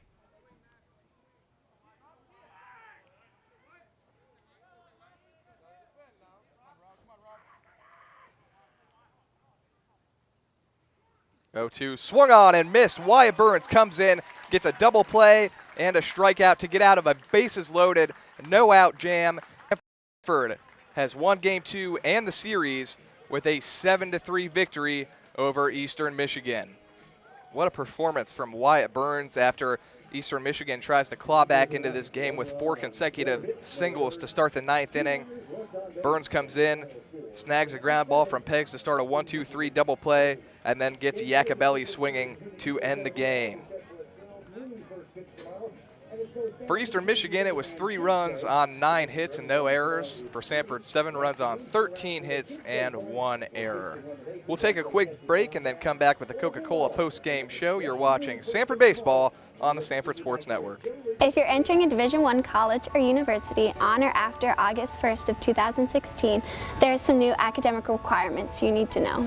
First, you have to graduate high school within 4 consecutive years from the start of 9th grade. And in those 4 years, you have to pass 16 core courses. Next, your 16 core courses must be taken in a specific area of study at a specific time during high school. Your 16 core courses will determine your core GPA, which must be 2.3 or higher to be eligible to practice, compete, or receive an athletic scholarship during your freshman year in college. 10 of those 16 have to be taken before your 7th semester. Those 10 courses are locked in, meaning you can't retake them to improve your GPA. You must also earn a combined ACT and SAT score that matches your core course GPA on the Division I sliding scale. It's important to build a team that you can depend on for guidance and support. So go talk to your guidance counselor and ask them to join your team. We all were in your shoes just a few years ago, so we know what it takes to become a Division I student athlete. But more importantly, we know what it means to make our dreams become a reality. You can too. Another quickly played game at Joe Lee Griffin Field, about 2 hours and 25 minutes. The Samford Bulldogs victorious for the second consecutive day, 7-3 over the Eastern Michigan Eagles. Samford now 12-6 on the year. Eastern Michigan falls to 3-15. A good performance all around by the Samford Bulldogs. 5 different Samford players with multiple hits, starting at the top of the lineup with center fielder TJ Dixon, who went 2 for 3 with 3 runs driven in. In the middle of the order, 3-hole hitter Kevin Williams, 2 hits, including a home run. Austin Edens following Williams in the lineup, also 2 hits with a home run and a double. Ayrton Schaefer reached base 4 times, was 2 for 2, and was also hit by a pitch and drew a walk. He scored 3 runs. Actually, he scored 2 runs. Sam McQuarter pinch ran for him and scored a run. And Taylor Garris, a great day at the plate, 3 for 3. On the mound, Jesse McCord, a very good performance for him. 6 innings pitched, 2 runs allowed, both earned on 4 hits, 5 strikeouts, and no walks. And for Jesse McCord, that 0 in the walk column is going to look very good. He's had some command issues earlier this season, so 5 strikeouts and no walks, a big takeaway for Jesse McCord this afternoon. Jared Brasher struck out the side in his lone inning pitched. Aaron Baldwin had a smooth 8th inning before running into trouble in the top of the 9th, allowing 4 consecutive singles. That brought in closer Wyatt Burns, who shut the door with a 1-2-3 double play and then a strikeout. It's Wyatt Burns' 8th save of the season. For Eastern Michigan, 3 runs on 9 hits. Marquise Gill, the only multi-hit game for the Eagles. He was 2 for 4. Brad Allen, tough day at the office for him. He allowed 5 runs, all earned on 4 innings. Those 5 runs coming on 7 hits. He walked 3 and struck out 2. So Samford already has a series win. They will look for a series sweep tomorrow. It would be their second consecutive home series sweep after sweeping Eastern Illinois a week ago. So 13 hits, 7 runs for Samford, 9 hits, 3 runs for Eastern Michigan. Start time of tomorrow's series finale, 12 noon. It was originally scheduled for 1, pushed up 1 hour to accommodate Eastern Michigan. They've got a long ride back. So 12 noon series finale. You can see that again right here on YouTube Live, presented by the Samford Sports Network. Remember, for updates on all 17 Bulldog teams, you can follow us online at Samford University Athletics on Facebook, Samford_sports on Twitter, and the official online home for your Samford Bulldogs is SamfordSports.com. I'd like to thank our crew, our video crew today. Matt Waters to my right running the stream. Jonathan Waters out on camera today. And, of course, Mike Grace, our Assistant AD of Marketing and Broadcast Services, and Zach Schreiber, our SID for baseball, who gives us lots of information that we can relay to you. So thank you to all those people. On behalf of them, I'm John McAfoo's final score here at Joe Lee Griffin Field. Samford prevails 7-3. Until next time, for God, for learning forever, for Samford University, I'm John McAfoo saying thanks for joining us and reminding you that together we are Samford Strong.